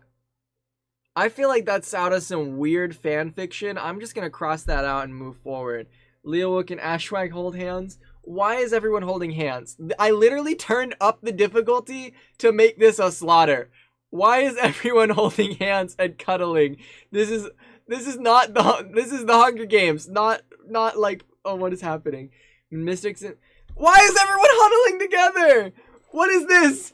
Why? The first there's Pentar and E-Corridor, then there's Vitalis and Clownfierce, then Leo and Ash, and then Mid-Mystics and MLB Tower. Why are these happening? There's no reason for this. Also, the MLB Tower is not going to be warm. That's going to be just solid rock. That's going to be cold. I'm sorry, but that's not for warmth. What? What? What?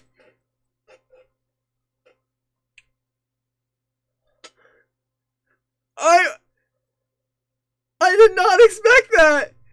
How does that happen? There's no way. Maybe I shouldn't have maybe I shouldn't have pointed out the fact that everyone was being friendly and kind. How does that happen? Wimbu, Rekrap2, Jaren, and Derapchu form a suicide pact, killing themselves. Are they okay? I mean, they're not okay, they're dead, but like, what happened? What mindset did they get through? How does that even happen? So, I don't even know why Wimbu or Derapchu would do any of this. Rekrap, maybe when he's alone, like, maybe Rek is lonely and he was sad. And Jaren, he watched, he has PTSD from killing SB. But this was a twist and a half. The entirety of Rekrap's district is gone now. They're gone. They're not coming back. And the way Rekrap and them go out, they went out with a bang, okay? At least they had that going for them. But, what? I'm scared to scroll down. You just redeemed drink, and because of that, I have water upstairs. I'm gonna be right back and go grab a drink while we wait to see what the car is. Because I feel like the car is gonna have something interesting. I'll be right back.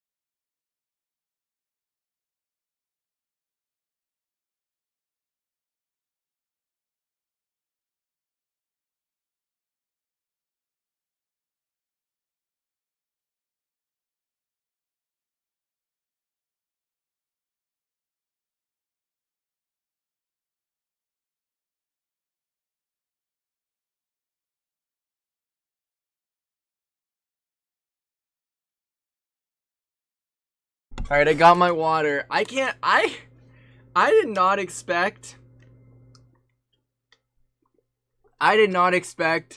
that twist. I kind of had it coming when I was pointing out the fact that no one had died in a while. But, it happens, I guess. A little traumatizing. I hope you guys are not too traumatized. Because that's insane. Out of all people, I did not expect them to do that. But let's see what the car did. As we know, the car is always thinking about the win. He's always on that grind. That car is locked in. I can't believe this car has made it so long and killed so many people. The car is here to win, and they are ready to go. They might have watched the suicide pact go down. It would have been crazy if the car saw that pact happen and was like, "Oh, I'm winning this thing. They can't even make it. I'm metal. I don't need to eat or sleep or do anything. I'm just here for the win." And that's, that's huge. I love how the car is like the fan favorite. Everyone loves the car. Dude, if the car wins, I'm so done. That's insane. Mapik thinks about home. Mapik's in crisis. Main pair has an infection. Ooh, that's not good for main pair. Pangy can't start a fire and sleeps without warmth. That's so sad. Pangy's just had a sad time. I don't know. What has Pangy been up to? Planet Lord and Flame are sleeping in shifts. What? Dude, Red is like building up his honor. This is the second time Red has refused to kill someone. Minotaur begs for Red to kill him. He refuses, keeping Minute alive. This is the second time Red has refused to kill someone. He also had the high ground and just kind of overall went on his own solo arc. Red is being the most honorable one in here. Also, Korazai, thank you so much for the Prime sub. I appreciate you so much. Welcome in. I hope you are enjoying the stream. This has been such a goofy stream, but thank you for the sub. You are awesome for that. Pofa cooks his food before putting out his fire. Nice, getting some good food. The wormhole receives clean water. I don't know why it needs clean water, but nice. JPEX tends to eclipse Federation's wounds. Oh, I'm sorry, JPEX. I'm sorry, buddy, but those wounds are too deep to heal. I don't think you're gonna help them out there that much. They're a little scarred right now. But you could try. The Heart Factory and Jumper who tell stories about themselves for each other. I bet those are some pretty good stories. I like Jumper has been alone this entire time almost. And the Heart Factory, the Heart Factory had its times. They may have killed a few people, but like they're chilling. Well, you guys got ads? Oh, I didn't know you guys got ads. Oh, I'm so sorry. The Sanctuary attempts to start a fire, but is unsuccessful. I mean, it is a building. It probably is bad at lighting fires. And Woogie receives a hatchet. Okay, if Woogie dies by a hatchet later, we know what happened. He had it stolen from him, and it's gonna be really sad. Let's move forward. Okay. Vitality makes a slingshot. Okay, that's nice. Jumper who sprains her ankle while Wait, whoa. The night before, Jumper was staying the night with the Sanctuary, telling stories with each other, and now she's running from them? What did the Sanctuary do? What happened here? Like, what type of conversation? How did this switch up? Now they're like fighting? This is a drama. Okay. What? The wormhole shoots an arrow into Flame Frag's head. Guys, the freaking wormhole killed the immortal demon. There's no way. It took a literal wormhole to kill him. That's crazy. Flame died with no kills, and he died to a wormhole. The immortal, to be fair, it did take a multi-dimensional wormhole to shoot an arrow in his head to actually kill him. Like, that's a lot to kill someone not immortal anymore. I mean, he had his time. We lost Flame. That's insane. And that's it. He's gone. He doesn't come back. If anything was to beat him, I feel like the wormhole would be the most like okay way to go, I guess. At least he wasn't at least he didn't die trying to fix a landmine or something. That would be more awkward. Min Mystics receives clean water from an unknown sponsor. Huge. I tend to Clown Pierce's wounds. I don't know why. I mean, I guess I'm helping him out. Maybe I made a deal with Clown and he promised he'd help defend me if, like, I helped him out with the wounds, and I was like, okay, you know what? Any deal is better than no deal. Eclipse Federation and Caboodle work together for the day. Huge. Ecuador and Leowook also work together for the day. Great team up. Its sub searches for a water source. Awesome. What? What? This is an... Oh, holy crap, there's an actual fight. This is the battle of the ages. Pangy and Red, the person who helped everyone out, had the therapy office, took care of people while they were scared and missing home, and the honorable Redunes, who literally let people go, has been in 3 separate fights and let them live, fought against Ashwag the God and Japex the murderer, who killed multiple people. And Pangy and Red survive. This is insane. This is huge. This is crazy because not only does this change so much, not only did it show Pangy and Red winning the fight, and that's huge for them, but also the Ashwag's team is no longer full, and Japex's team is no longer full. They both just lost a teammate. Who drives the car now? That's true. The car just drives itself. There's no one to drive the car. It's no longer Ashwag car. This is so sad. First death of both District 4 and I think District 6. I don't remember what district it is. But the Shades duo, Pangy and Red, they're too strong to fight. They were too powerful. This is insane. Scam duo is dead. This is so sad. It was brutal. That was a fight and a half. I think that was one of the more brutal fights that we've had this entire event. Actually insane. Who died? Ashwag and Japex just died. Let's scroll down. Planet Lord receives medical supplies from an unknown sponsor. Huge. Why is the team of 5s always so scary? Minute, Mapic, MOB Tower, Squiddo, and the car hunt for other tributes.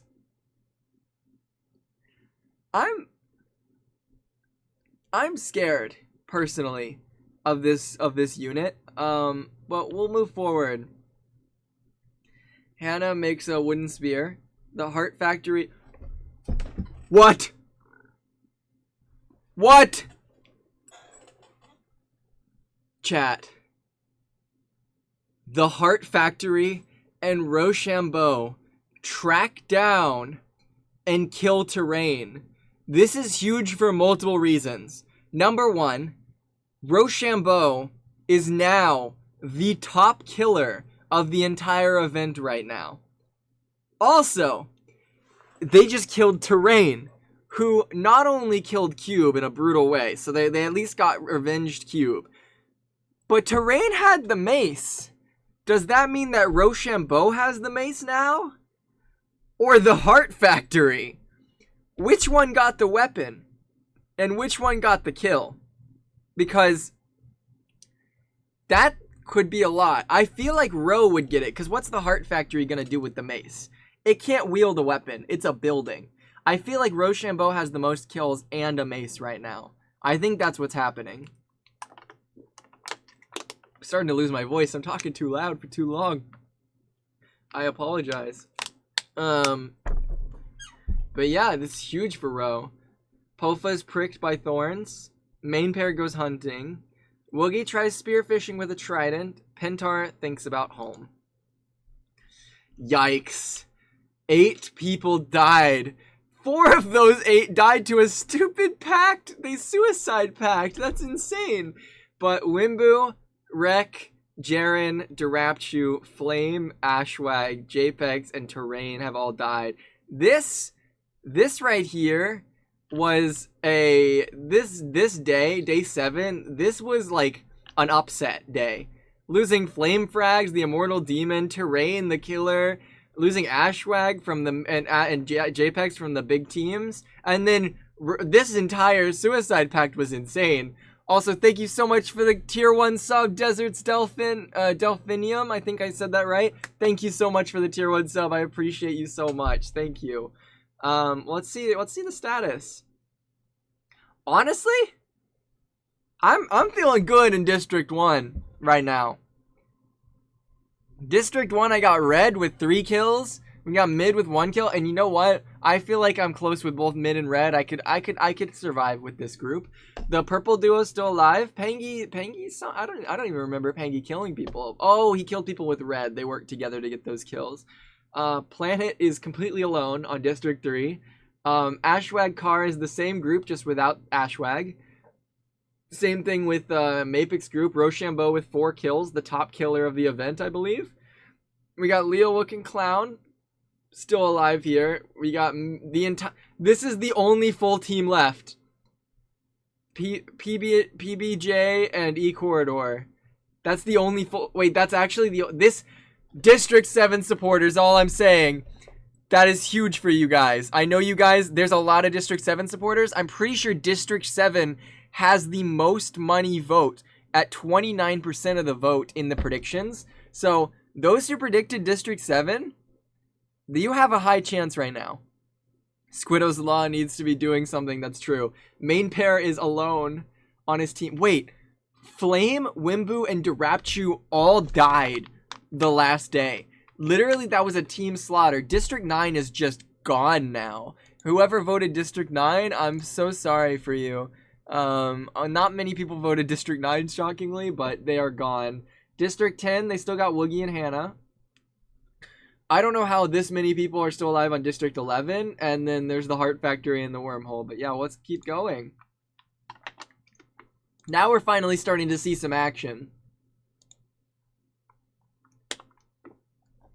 Minute begs for main pair to kill him. He refuses, keeping Minute alive. I'm pretty sure this is the 3rd time Minute has begged for someone to kill him, and they've refused. But I guess W Minute for surviving? I mean, that's huge. Pentar, Rochambeau, and Planet sleep in shifts. E Corridor sets up camp. We love that for E Corridor.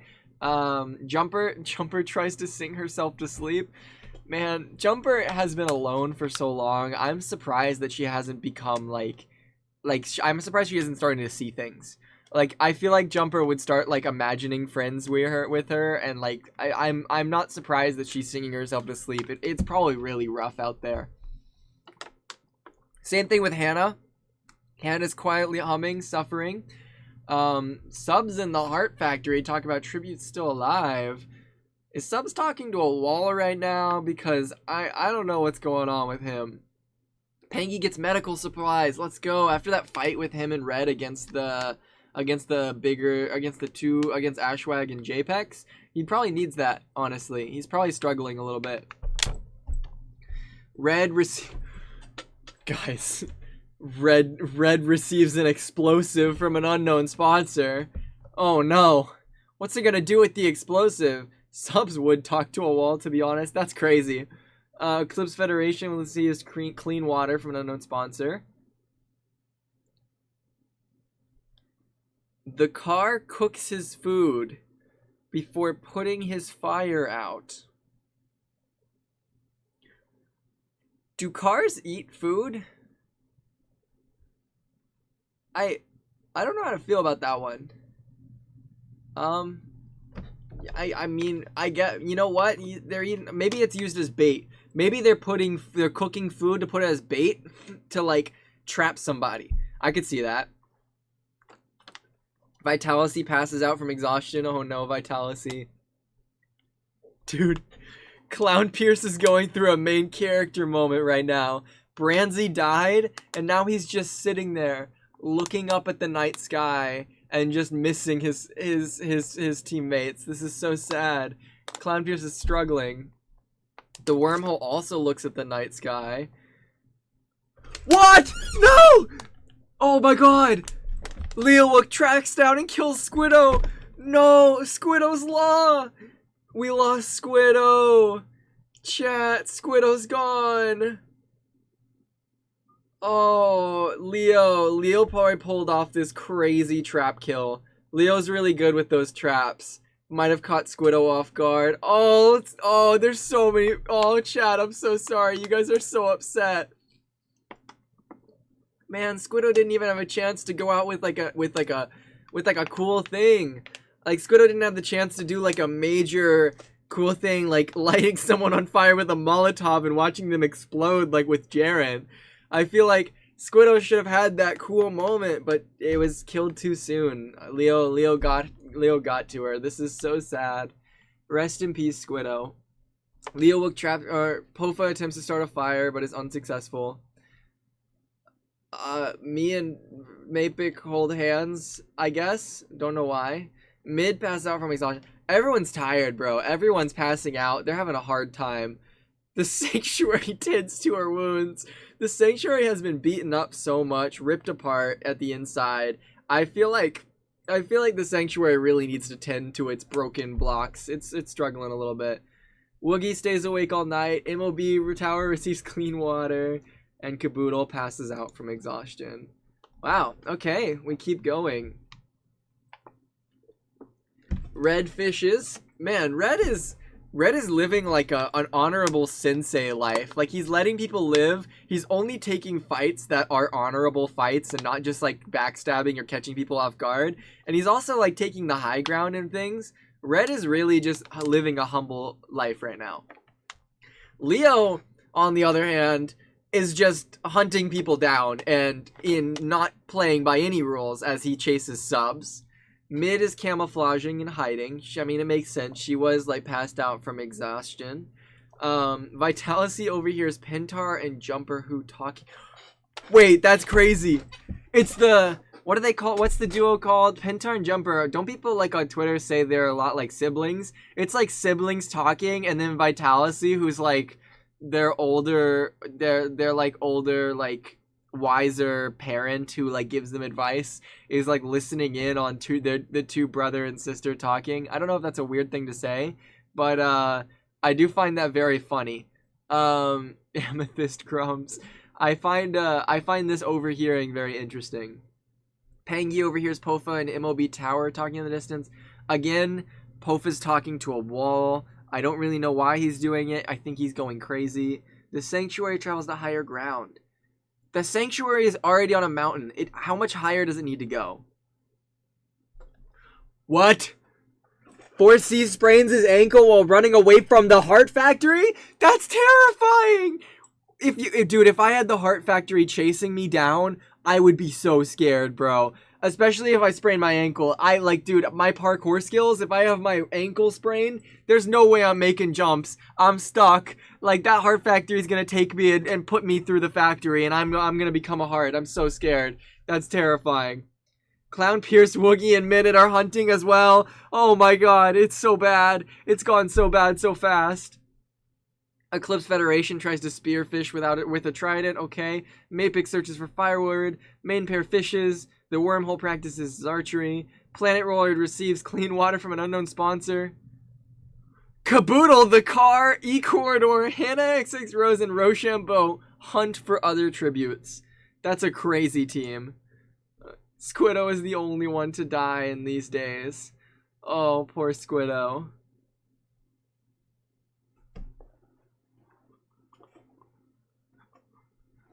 What did I just turn to? What did I just turn the page to? I'm drinking water. Guys.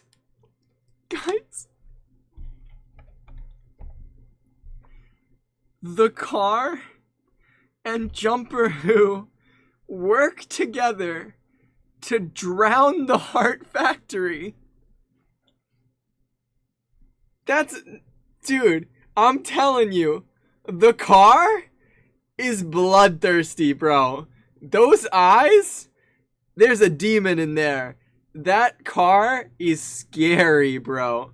They must have flooded that factory. There's no way that factory's cooking up any hearts anymore. That's insane. How does a car flood a factory? That's insane of a team up. Rochambeau sings himself to sleep. Hannah quietly hums. Red screams for help. I bet you Red watched them flood the Heart Factory and he was like, what are they doing over there? And he starts screaming like, get me out of here. Holy crap. Yeah, at least I don't have to worry about being chased now. Mapic tends to the wormhole's wounds. I don't know what type of wounds the wormhole would have. Honestly, I'm a bit concerned that the wormhole is having wounds because that makes me concerned for the multiverse itself, but okay. Let's, after Ash and Squidow's death, the car is out for blood. That's so true. The car has to avenge them. Pangy destroys the MOB tower's supplies while he's sleeping. Holy crap. I didn't even know the MOB had supplies, but that's rough. I think that's the second time that's happened. Pofa goes to sleep. I somehow just become completely blind and lose myself in the night. That's crazy. Minute climbs a tree to rest. I mean, that's probably safe. Leo, main pair, Woogie, Planet, and E-Corridor sleep in shifts. Eclipse Federation tends to Caboodle's win. Man, I'm so curious what a conversation between Eclipse Federation and Caboodle would be like, because they've both had a lot of trauma and gone through a lot of lore experiences. Like, I feel like that would be a really deep conversation and a lot of wounds that would have to be healed. Mid, Clown, and Subs sleep in shifts. Oh, I almost dropped my water. Pentar thinks about home. Vitality begs for the Sanctuary to kill him. She refuses, keeping Vitality alive. Let's just say, like, let's be honest here. The Sanctuary is all about peace. They wouldn't be going around killing, so obviously they would let him live. That makes sense. Okay. Red constructs a shack. Pentar practices his archery. I run away from Pofa. Mid stalks Rochambeau. I don't know what's happening there. Subs collects fruit from a tree. Main is pricked by thorns.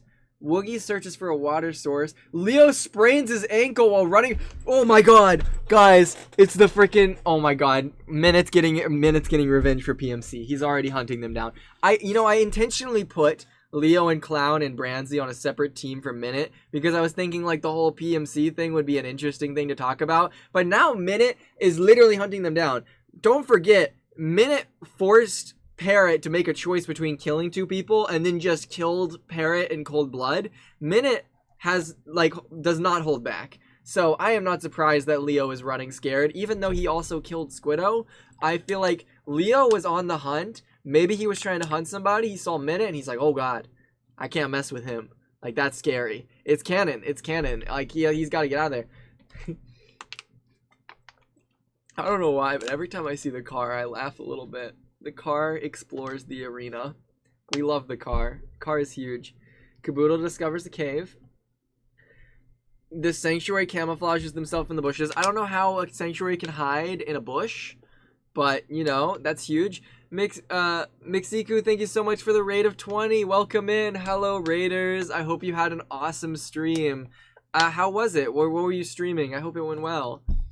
The car does some frolicking. The car is frolicking. Clown Pierce searches for firewood. Is he searching for firewood for himself, or is he going to like attack? Hi 4C from Split Apart. Hello. Did lore. It was fun. That's awesome. I love that. That's huge. I hope I'm glad it went well. It sounds like it went well.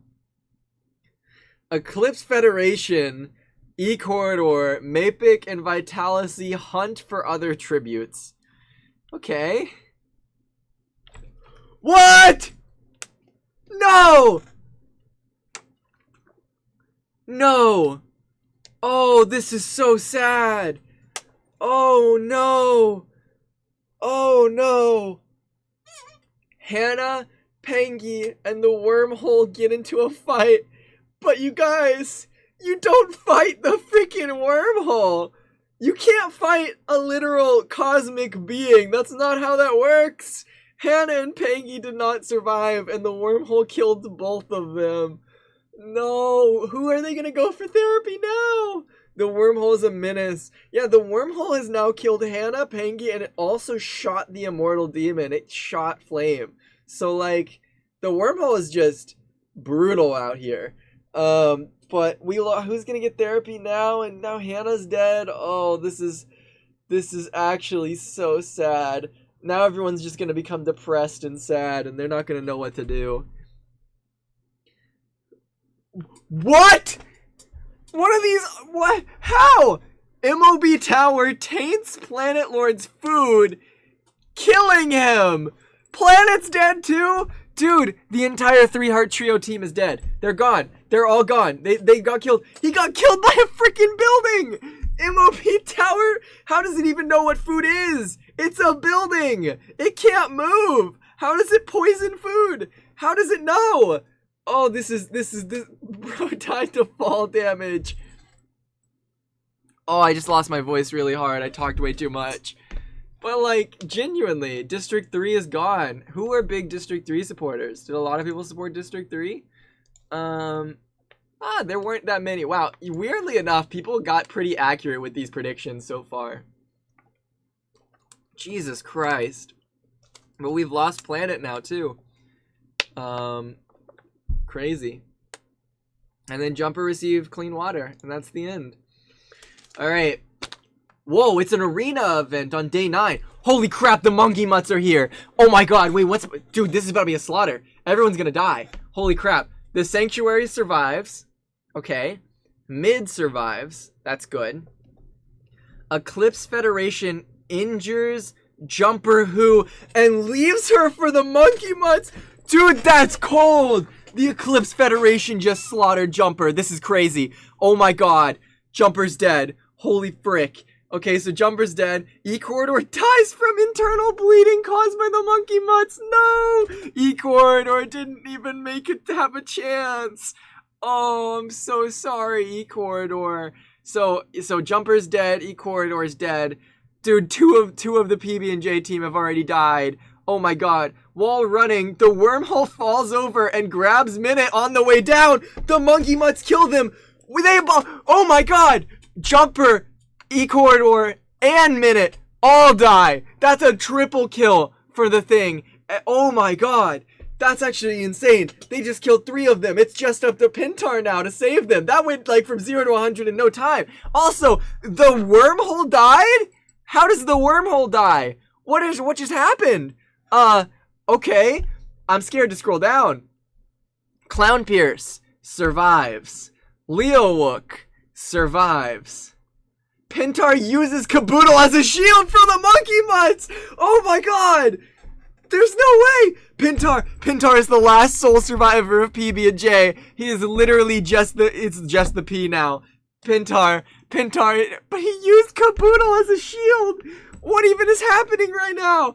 That's so brutal! You don't just use Caboodle as a shield, that's insane! That's so sad. It's just up to the car now. The Ashrank car group is all dead. It's literally just the car. What do they do now? Mapik dies from internal bleeding caused by the monkey mutts. Mapik is also dead. Oh my god, it's just a slaughter. Everyone's dying. Red survived. Okay.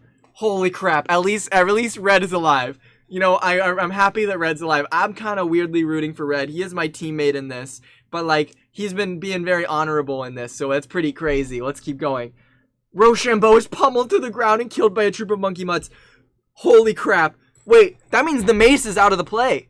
Rochambeau had the mace. He died with it. It's gone now. He also had the most kills, so now the most killed, the biggest killer is also dead. There's just, oh my god.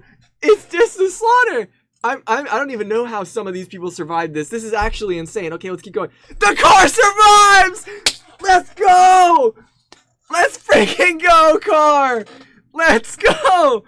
You can never kill a car. It's faster than all the monkey mutts. Let's go, car! Okay.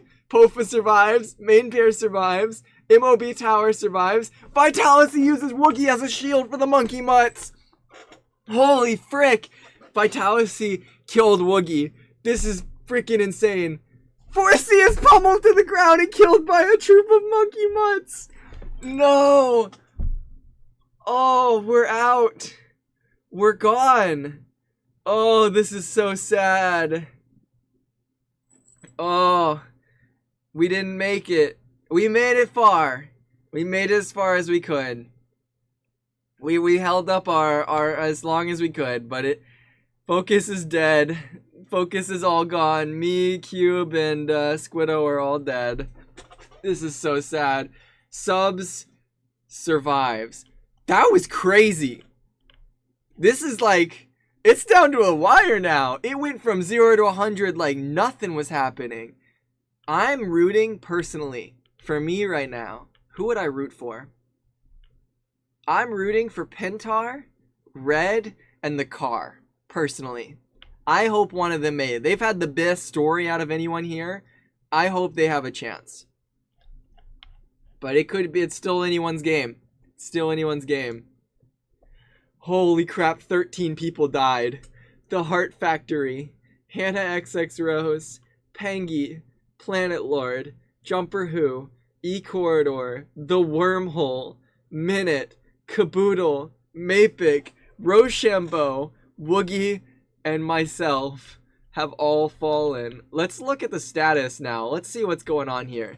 So in District 1, we still have Mid and Red. They're still surviving. You know what? I can see them pulling it together. Red has 3 kills. Red is pretty high up on the kill count list right now. Red has 3 kills.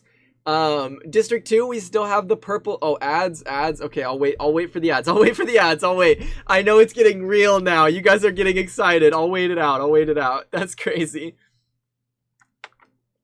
I can't believe that happened. That was so intense all at once. I was not expecting the event. I'm gonna eat some food while I wait. Let my voice heal a little bit because my throat's hurting.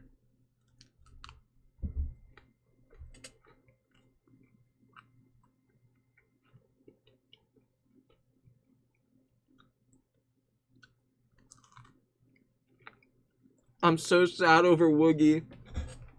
That's totally fair. Woogie was trying his hardest. The mutts were insane. Like, what do you even do? There's not really a good way to survive the mutts. Honestly, chat, the monkey mutts were rigged. They're unfair. They dropped in a bunch of enemies into the thing. There's no way you could predict that. They were probably targeting people. They targeted the big teams. Actually crazy. Woogie was so depressed and then just got used as a shield. I forgot about that.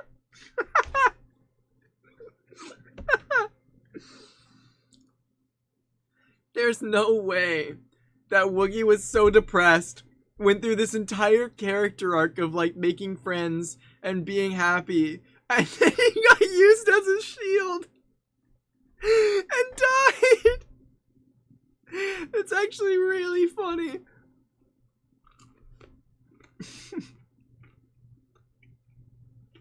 Is my ghost streaming this? Yes, my ghost is streaming this.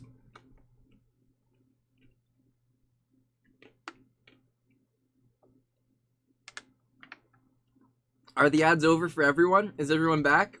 Everyone good? I just ate some food, so I want to make sure you guys are good. I can continue talking about it. It's so Mace Trio over. It's so sad. What the heck did I just walk into? 3 hours of insanity. This has gone from 0 to 100 so fast. Okay, so in District 1, we still have Mid and Red. A strong duo. I think they could pull it if they work together, but they haven't been. Red's been on a solo, like, honorable arc, and then Mid just killed Captain Sparkles, which is kind of crazy. It was like a backstab, too, so I don't really know what happened there. I don't know if they're working together, but if they do, they might have a chance. There's also the purple duo in District 2. Crazy that both of them are still alive. They're both very good at surviving. So I feel like the purple duo has a very solid chance to come pull through with this event, alright? And an entirety of District 3 is gone. They're all dead. And then we have District 4. The freaking car! I love how the car is the only survivor and also literally has the most kills out of the entire event. How does a car kill more people from the Lifesteal roster than anyone else? I still don't understand how the car made it so far. But I have a lot of respect for the car. It's got to pull through for Ashwag, Kabuto, and Squiddo because they just got beat down so hard. Then in District 5, we lost Rochambeau, who was the previous top killer, and it's just Pofa alive. I'm curious if Pofa can pull in the win for the team. I think he can. I think he can avenge them, but he's got to play it smart, because there's some strong fighters out here. He's got to play to his strengths. Then there's the duo of Leo and Clown, still alive. That's a scary intimidation factor, I'm not going to lie. I would be scared of District 6 right now. Like, there's no other team that can really, like, contest this team PvP-wise. So, like, I would be afraid of District 6. District 7, it's a sad day for PB&J supporters. Because at the arena event, we single-handedly lost every single one. And we almost lost Pentar if he didn't use someone as a shield. Which is so brutal and so messed up. But Pentar barely survived that one.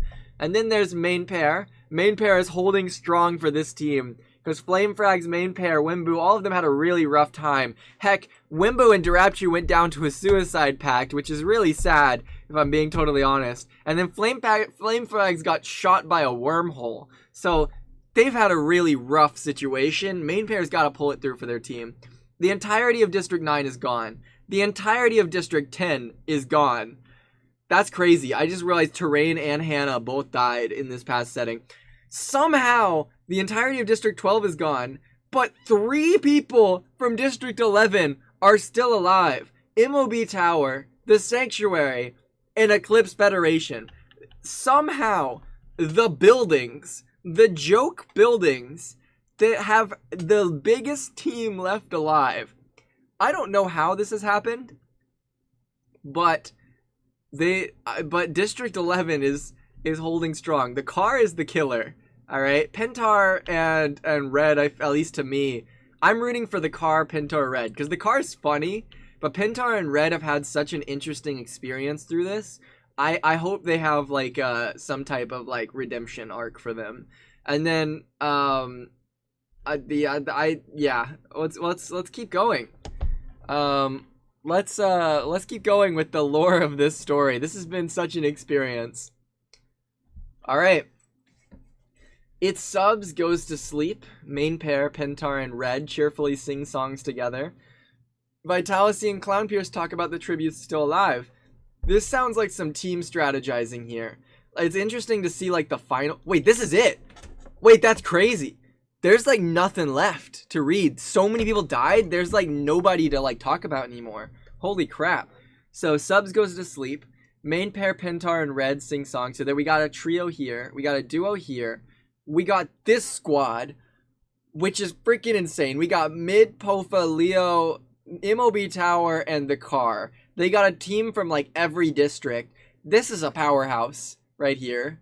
Kind of scary. Sanctuary receives clean water, and Eclipse Federation sings herself to sleep. So sweet, so kind. Oh, the feast! Oh, frick! Oh my god, wait! The feast is about to get real. Okay. The cornucopia is replenished with food and supplies, weapons, and memoirs from other tributes' families. Main pair decides not to go to this feast. A wise move. I respect it. You know, main pair, that's huge. That's awesome for you. Pofa decides not to go to the feast. That is huge. Pofa surviving, that's awesome for him. I'm really happy for Pofa.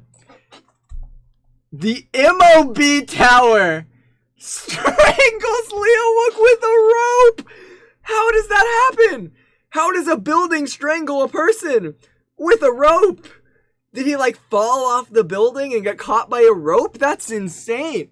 That's brutal. Didn't Leo take part in building the MOB Tower? That's an insane brutal fight.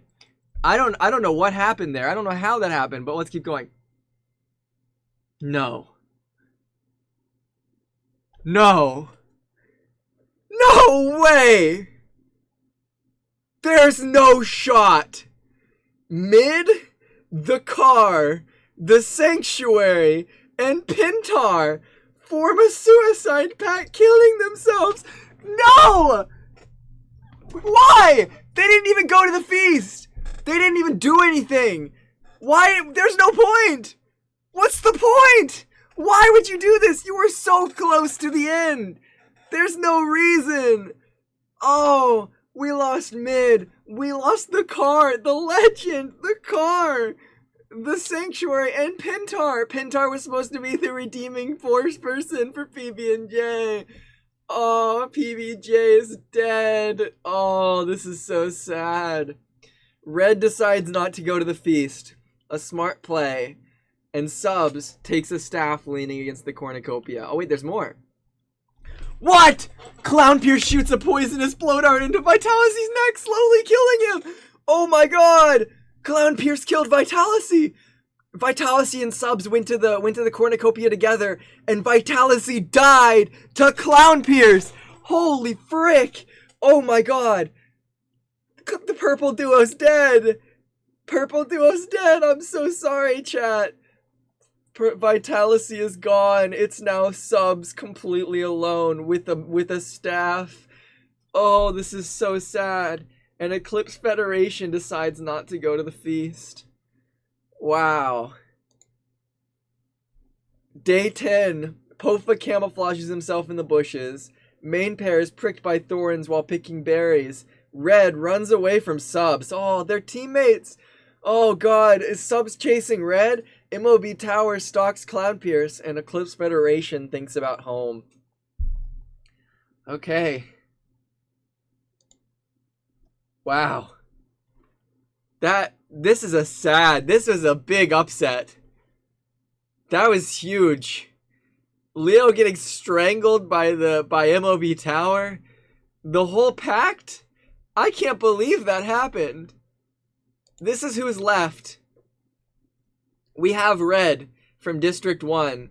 The top killer left alive is Red. I'm rooting for Red. I hope he can pull it through. But I don't know. Anything's going to happen. And Red's been pretty honorable throughout this whole experience. But I don't know if he's going to make it. District 2, we still got Subs. Purple Duo and the Eclipse Federation has fallen apart, but we still have Subs. District 3 is gone. I'm actually going to see the votes as well after this. District 4,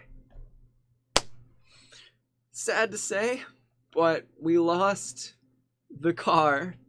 We loved them. They were a fan favorite, but not everyone makes it out of these, and the car is gone. It's really sad. Pofa still survives for District 5. He made a smart move by not going to the cornucopia. Clown as well. Actually, no, Clown killed Vitality. He went down honorably. That was crazy. That was a crazy kill. Huge for Clown Pierce. District 7. I know this was the most voted one. District 7 is gone. Pentar, the last savior, killed himself at the end. Main pair.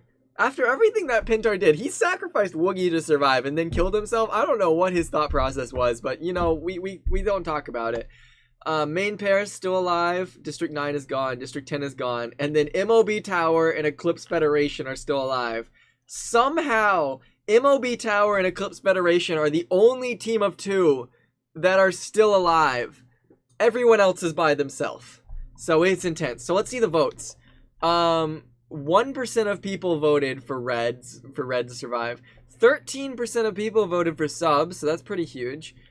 District 5, 12% voted for Pofa's team.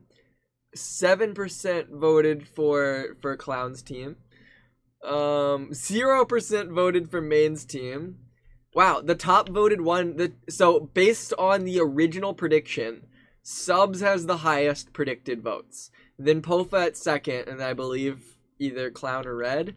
So we'll see if they pull out on top. There's just District 1, 2, 5, 6, 8, and 11.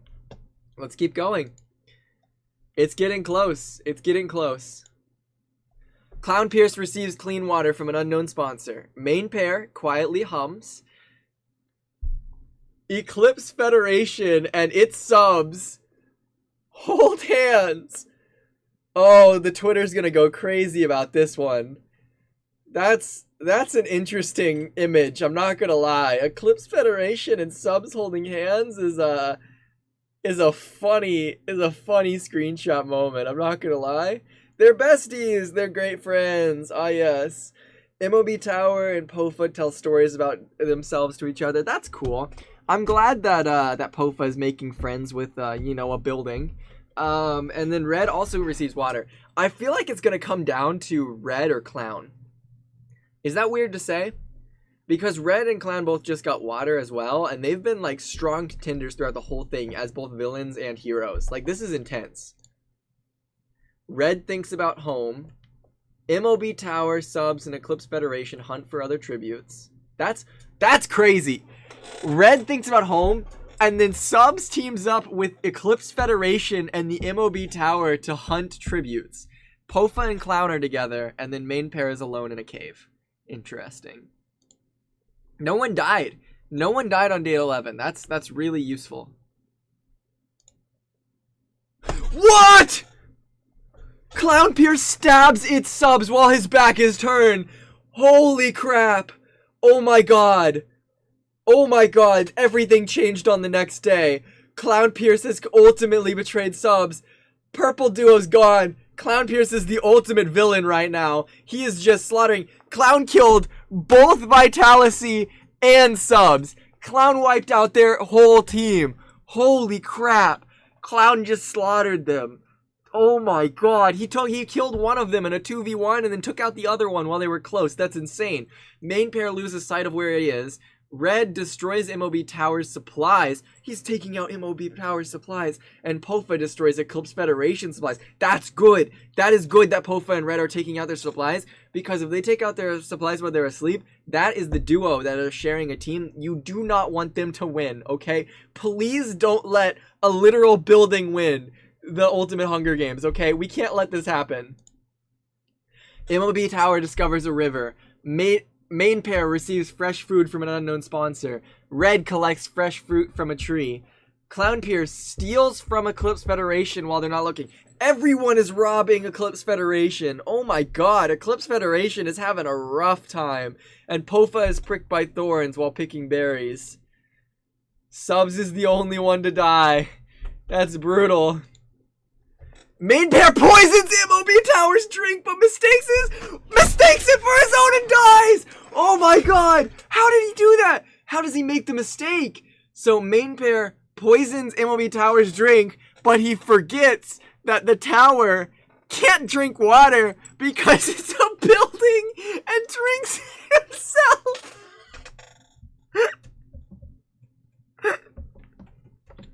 There's no shot. There's no shot. Main pair poisons a drink, tries to get a literal building to drink it, and then drinks his own drink and dies.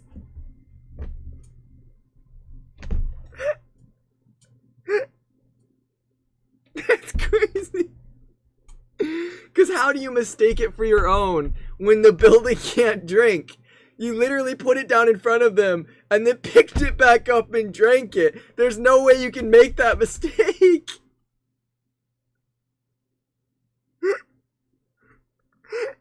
Honestly, that's big brain, alright? I would have never thought to poison a building's drink. Like, that's huge, main pair. I'm so happy for you. That's insane. I thought he killed MOB Tower. That's brutal. Clown Pierce receives clean water from an unknown sponsor. Man, is Clown gonna have to go head to head against his own build? Is Clown gonna have to fight MOB Tower? That would be interesting. Red climbs a tree to rest. Respectable, Red. Pofa is unable to start a fire and sleeps without warmth. Pofa, no! You're in the finale! It's the final 5, Pofa! You need warmth! You gotta survive! Minus 5,000 aura. It's so true. Eclipse Federation is unable to start a fire and also sleeps without warmth. No one is warm tonight. This is awful. This is absolutely awful. I can't believe they're struggling this much. Like, fires are not that hard to make. Come on, guys. Oh my god! Clown Pierce sprains his ankle while running away from MOB Tower. They were dude, imagine Clown Pierce full sprinting while his old building literally chases after him. That is a very scary thing to visualize. I thought Clown was gonna die there. I actually thought Clown was dead. Pofa collects fruit. Good, he's getting food. Red discovers a cave. That's a good, like, defensive area if he needs to survive. And then Eclipse Federation makes a wooden spear. Okay. It's just main pair who's dead. We're down to the final 5. We got Red from District 1, Pofa from District 5, Clown Pierce from District 6, and then MOB Tower and Eclipse Federation from District 11. We continue. We move forward. It gets so real. Red destroys MOB Tower supplies while he's asleep. Again! They're just losing everything. Pofa receives fresh food from an unknown sponsor, and Clown Pierce tends to Eclipse Federation's wounds. I'm wondering, do you think that Clown had a fight with MOB, had to run away from MOB Tower, like had an epic chase scene, and now he's tending to Eclipse Federation's wounds, because maybe if he gets on Eclipse Federation's good side, he can use Eclipse Federation to take out MOB Tower. I feel like MOB Tower is the big threat that everyone's trying to get rid of right now, and they're trying to work together to get this out of there. Alright, because that's scary. And then Clown is just the silent killer, and Red's the, like, honorable warrior who's been doing stuff. I don't know, though. I don't know. We'll see. Clown camouflages himself in the bushes while MOB Tower chases Pofa. Another chase, dude. Holy crap. Dude, MOB Tower is just chasing down Pofa. This is insane. I don't understand. Red receives fresh food from an unknown sponsor. How does the tower chase down so many people? Like, that's scary. I'm scared of a tower chasing people. And then Eclipse Federation practices archery. Huge. No one died. We're on day 14. Still final 5. It's really tense right now. It's getting like, I don't know who's gonna die. I'm scared to click this button, honestly. Eclipse Federation receives clean water from an unknown sponsor. Redunes and MOB Tower huddle for warmth. Clown Pierce throws a knife into Pofa's chest! Oh my god! Oh my god! Pofa's down! It's literally just Red, Clown, MOB Tower, and Eclipse Federation. Oh my god. Clown is taking, literally, Red has been very, like, responsible and, like, humble throughout the event. Like, only taking fights when he has to. And when he wins them, he's being very, like, he lets them live. He's very honorable about it. Clown has been silently sitting around in the background while everything is going on, and then at the very end he is literally taking out one by one every single finalist. He killed Vitality, he killed Subs, and now he's killed Pofa. Clown Pierce is killing people. He is slaughtering right now, and this is insane. Holy crap. Clown Pierce is pricked by thorns while picking berries. Red receives fresh food from an unknown sponsor. Eclipse Federation travels to higher ground. And MOB Tower receives a hatchet. I mean, it's not going to be able to do much with a hatchet, but, like, it has a hatchet. Holy crap. Pofa's dead. Okay, I know it's getting tense. We're down to the final 4, and it's, like, here at the end. But I gotta be right back to go use the bathroom. I'll be right back, chat. You guys behave. We'll see the finals when I come back. Good luck.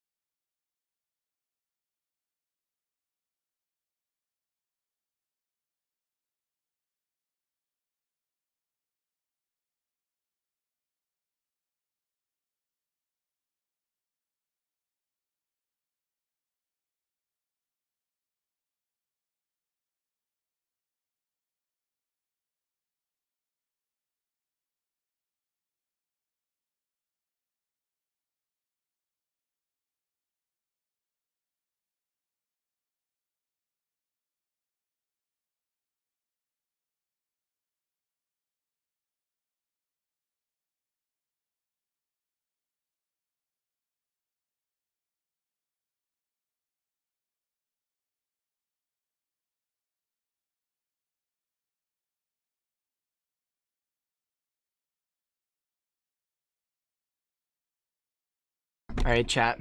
I'm back. We're back to see the final 4. It's intense. But before I click this proceed button, I know the proceed button. I know you guys really want to see what happens. I know you guys want to know. But I have a question, okay? There's 4 people left, and 2 of them are on the same team. And 2 of them aren't even necessarily Lifesteal members. They're like structures or icons, okay?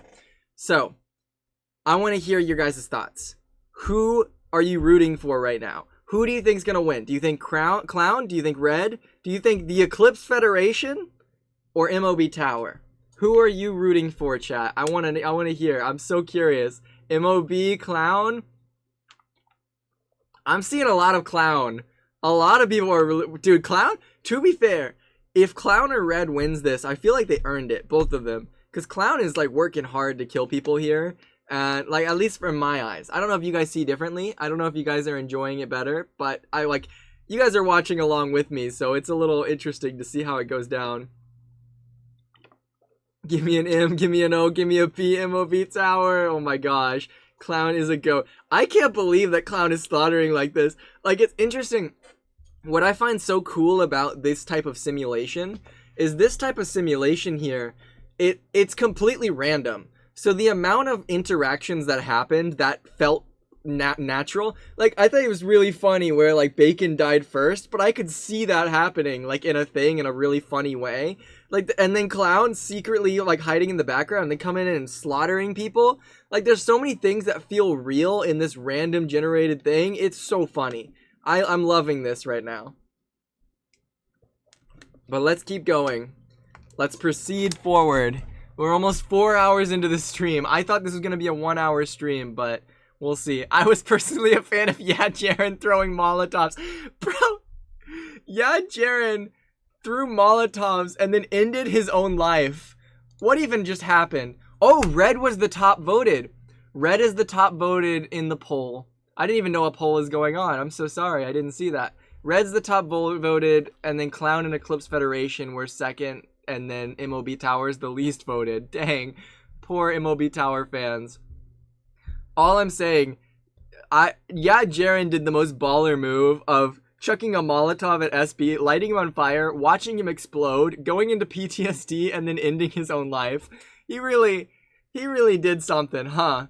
And then there's Terrain, who decapitated Mr. Cube, stole the mace, and hung his head around like a trophy.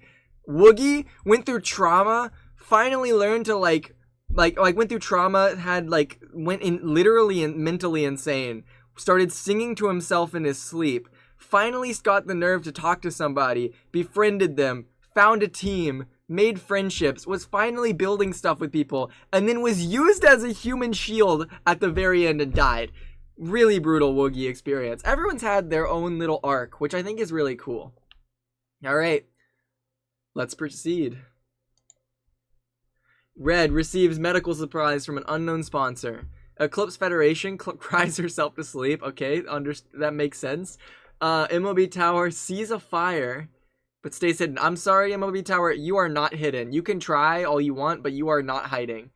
And then Clown Pierce questions his sanity. You know, I'm not surprised Clown's questioning his sanity after the 3 people in a row that he has just killed.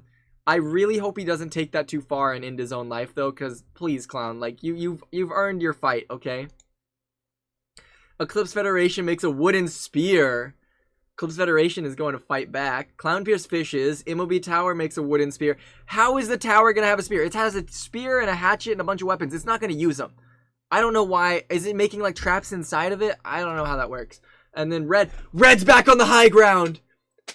Chat, Red's back on the high ground. Clown Pierce is fishing. He's getting his sanity back, but Red's on the high ground again.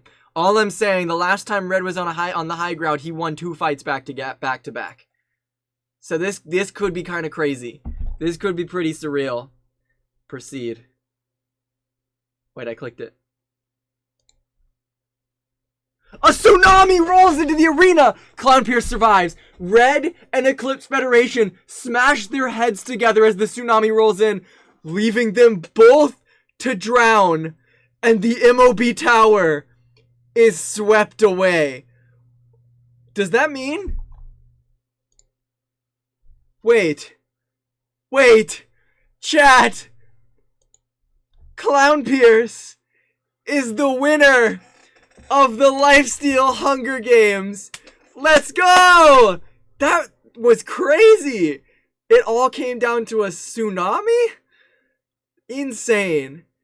Actually insane. Well played to Clown. Awesome for Clown Pierce.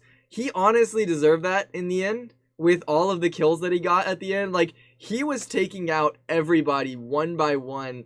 Like, he was the silent killer, and no one was ready for that. Yeah, how did the prediction go? Who all voted for number 6? 7% of you voted for 6. That's crazy. But yeah, no, Clown Pierce won. It came down to Clown Pierce, Red, Eclipse Federation, and MOB Tower, and Clown Pierce won due to the tsunami. Actually insane. Here's the placements. Here's what everyone got. So Bacon was the first to die in 48th place. I don't remember how Spectacle died, but we lost Bacon, Spectacle, Captain Sparkles, Cube, Spoke, The Void, and Prince Zam. Prince Zam was the first person to get a kill who died. Chief XD, Tubbo, SB. You guys can read it. I think it was a real big upset when Jaren died. When Jaren and them like died, Jaren, Rek, Wimbu, and Durapchu died. But it was also a really big upset when the PB&J died, and then when the car died. I was really rooting for the car, bro.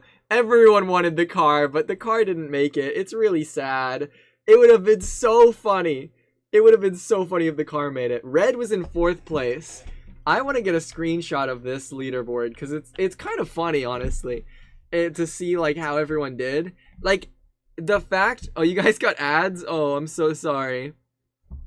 It's funny how all of this played out in a way that felt realistic. Like, I know it's all randomly generated, but it made sense. Like, seeing the people who teamed up together, like seeing Vitality and Subs like as a duo, and seeing like how PB&J all worked together. Like, it got kind of slow at some points, I won't lie. It was a little slow, but Clown Pierce won, and that's awesome. It's really cool. What a way to end it. I didn't mind that Red lost. I'm just happy that MOB Tower and Eclipse Federation didn't win, because those were joke ones, and they didn't do anything the entire time. If they won, I would have been so disappointed. But, you know, Clown, I respect it. You know, he worked hard, he got it, and he did good. So, this was an awesome stream. I hope you guys enjoyed it. I had a lot of fun, and it's been really crazy to experience. For now, though, we are going to raid somebody. Who do we want to raid? Let's raid, there's not many people live right now because it's pretty late. It's 1 a.m. We've been streaming for a while. But I do see one person who is live for us to raid. We are going to raid President Poundcake. I don't think I've ever raided President Poundcake, but they're really awesome. They're a speedrunner. I don't know if they're speedrunning right now. Let me check. President Poundcake, they are streaming party games with HPG. Awesome. So, chat. This has been a very cool stream. If you want to be caught up to date with more streams or Lifesteal streams or whatever, I do my best to try to update in my Discord. So if you want to know things, join my Discord and do things. We are going to raid Poundcake. Poundcake is a very awesome individual. We love Poundy. Everyone join. When you join, say, hope you, foresee hopes you're having fun in all caps with like a emote, foresee emote if you have it. If you don't have it, just a normal heart will work, but you can do any type of raid emote. We have the raid emotes, but I think everyone should have access to like the tired emote or something. But this has been absolutely surreal. Join the Discord for more updates. Keep up with the VODs channel. I'll put this on the VODs channel after this. That way, if you guys want to see this VOD, you can just go to my YouTube. You can go to my Twitch for the VOD, but I'm really trying to get my VODs channel on YouTube monetized. So if you guys go check those out for streams, that'll be huge.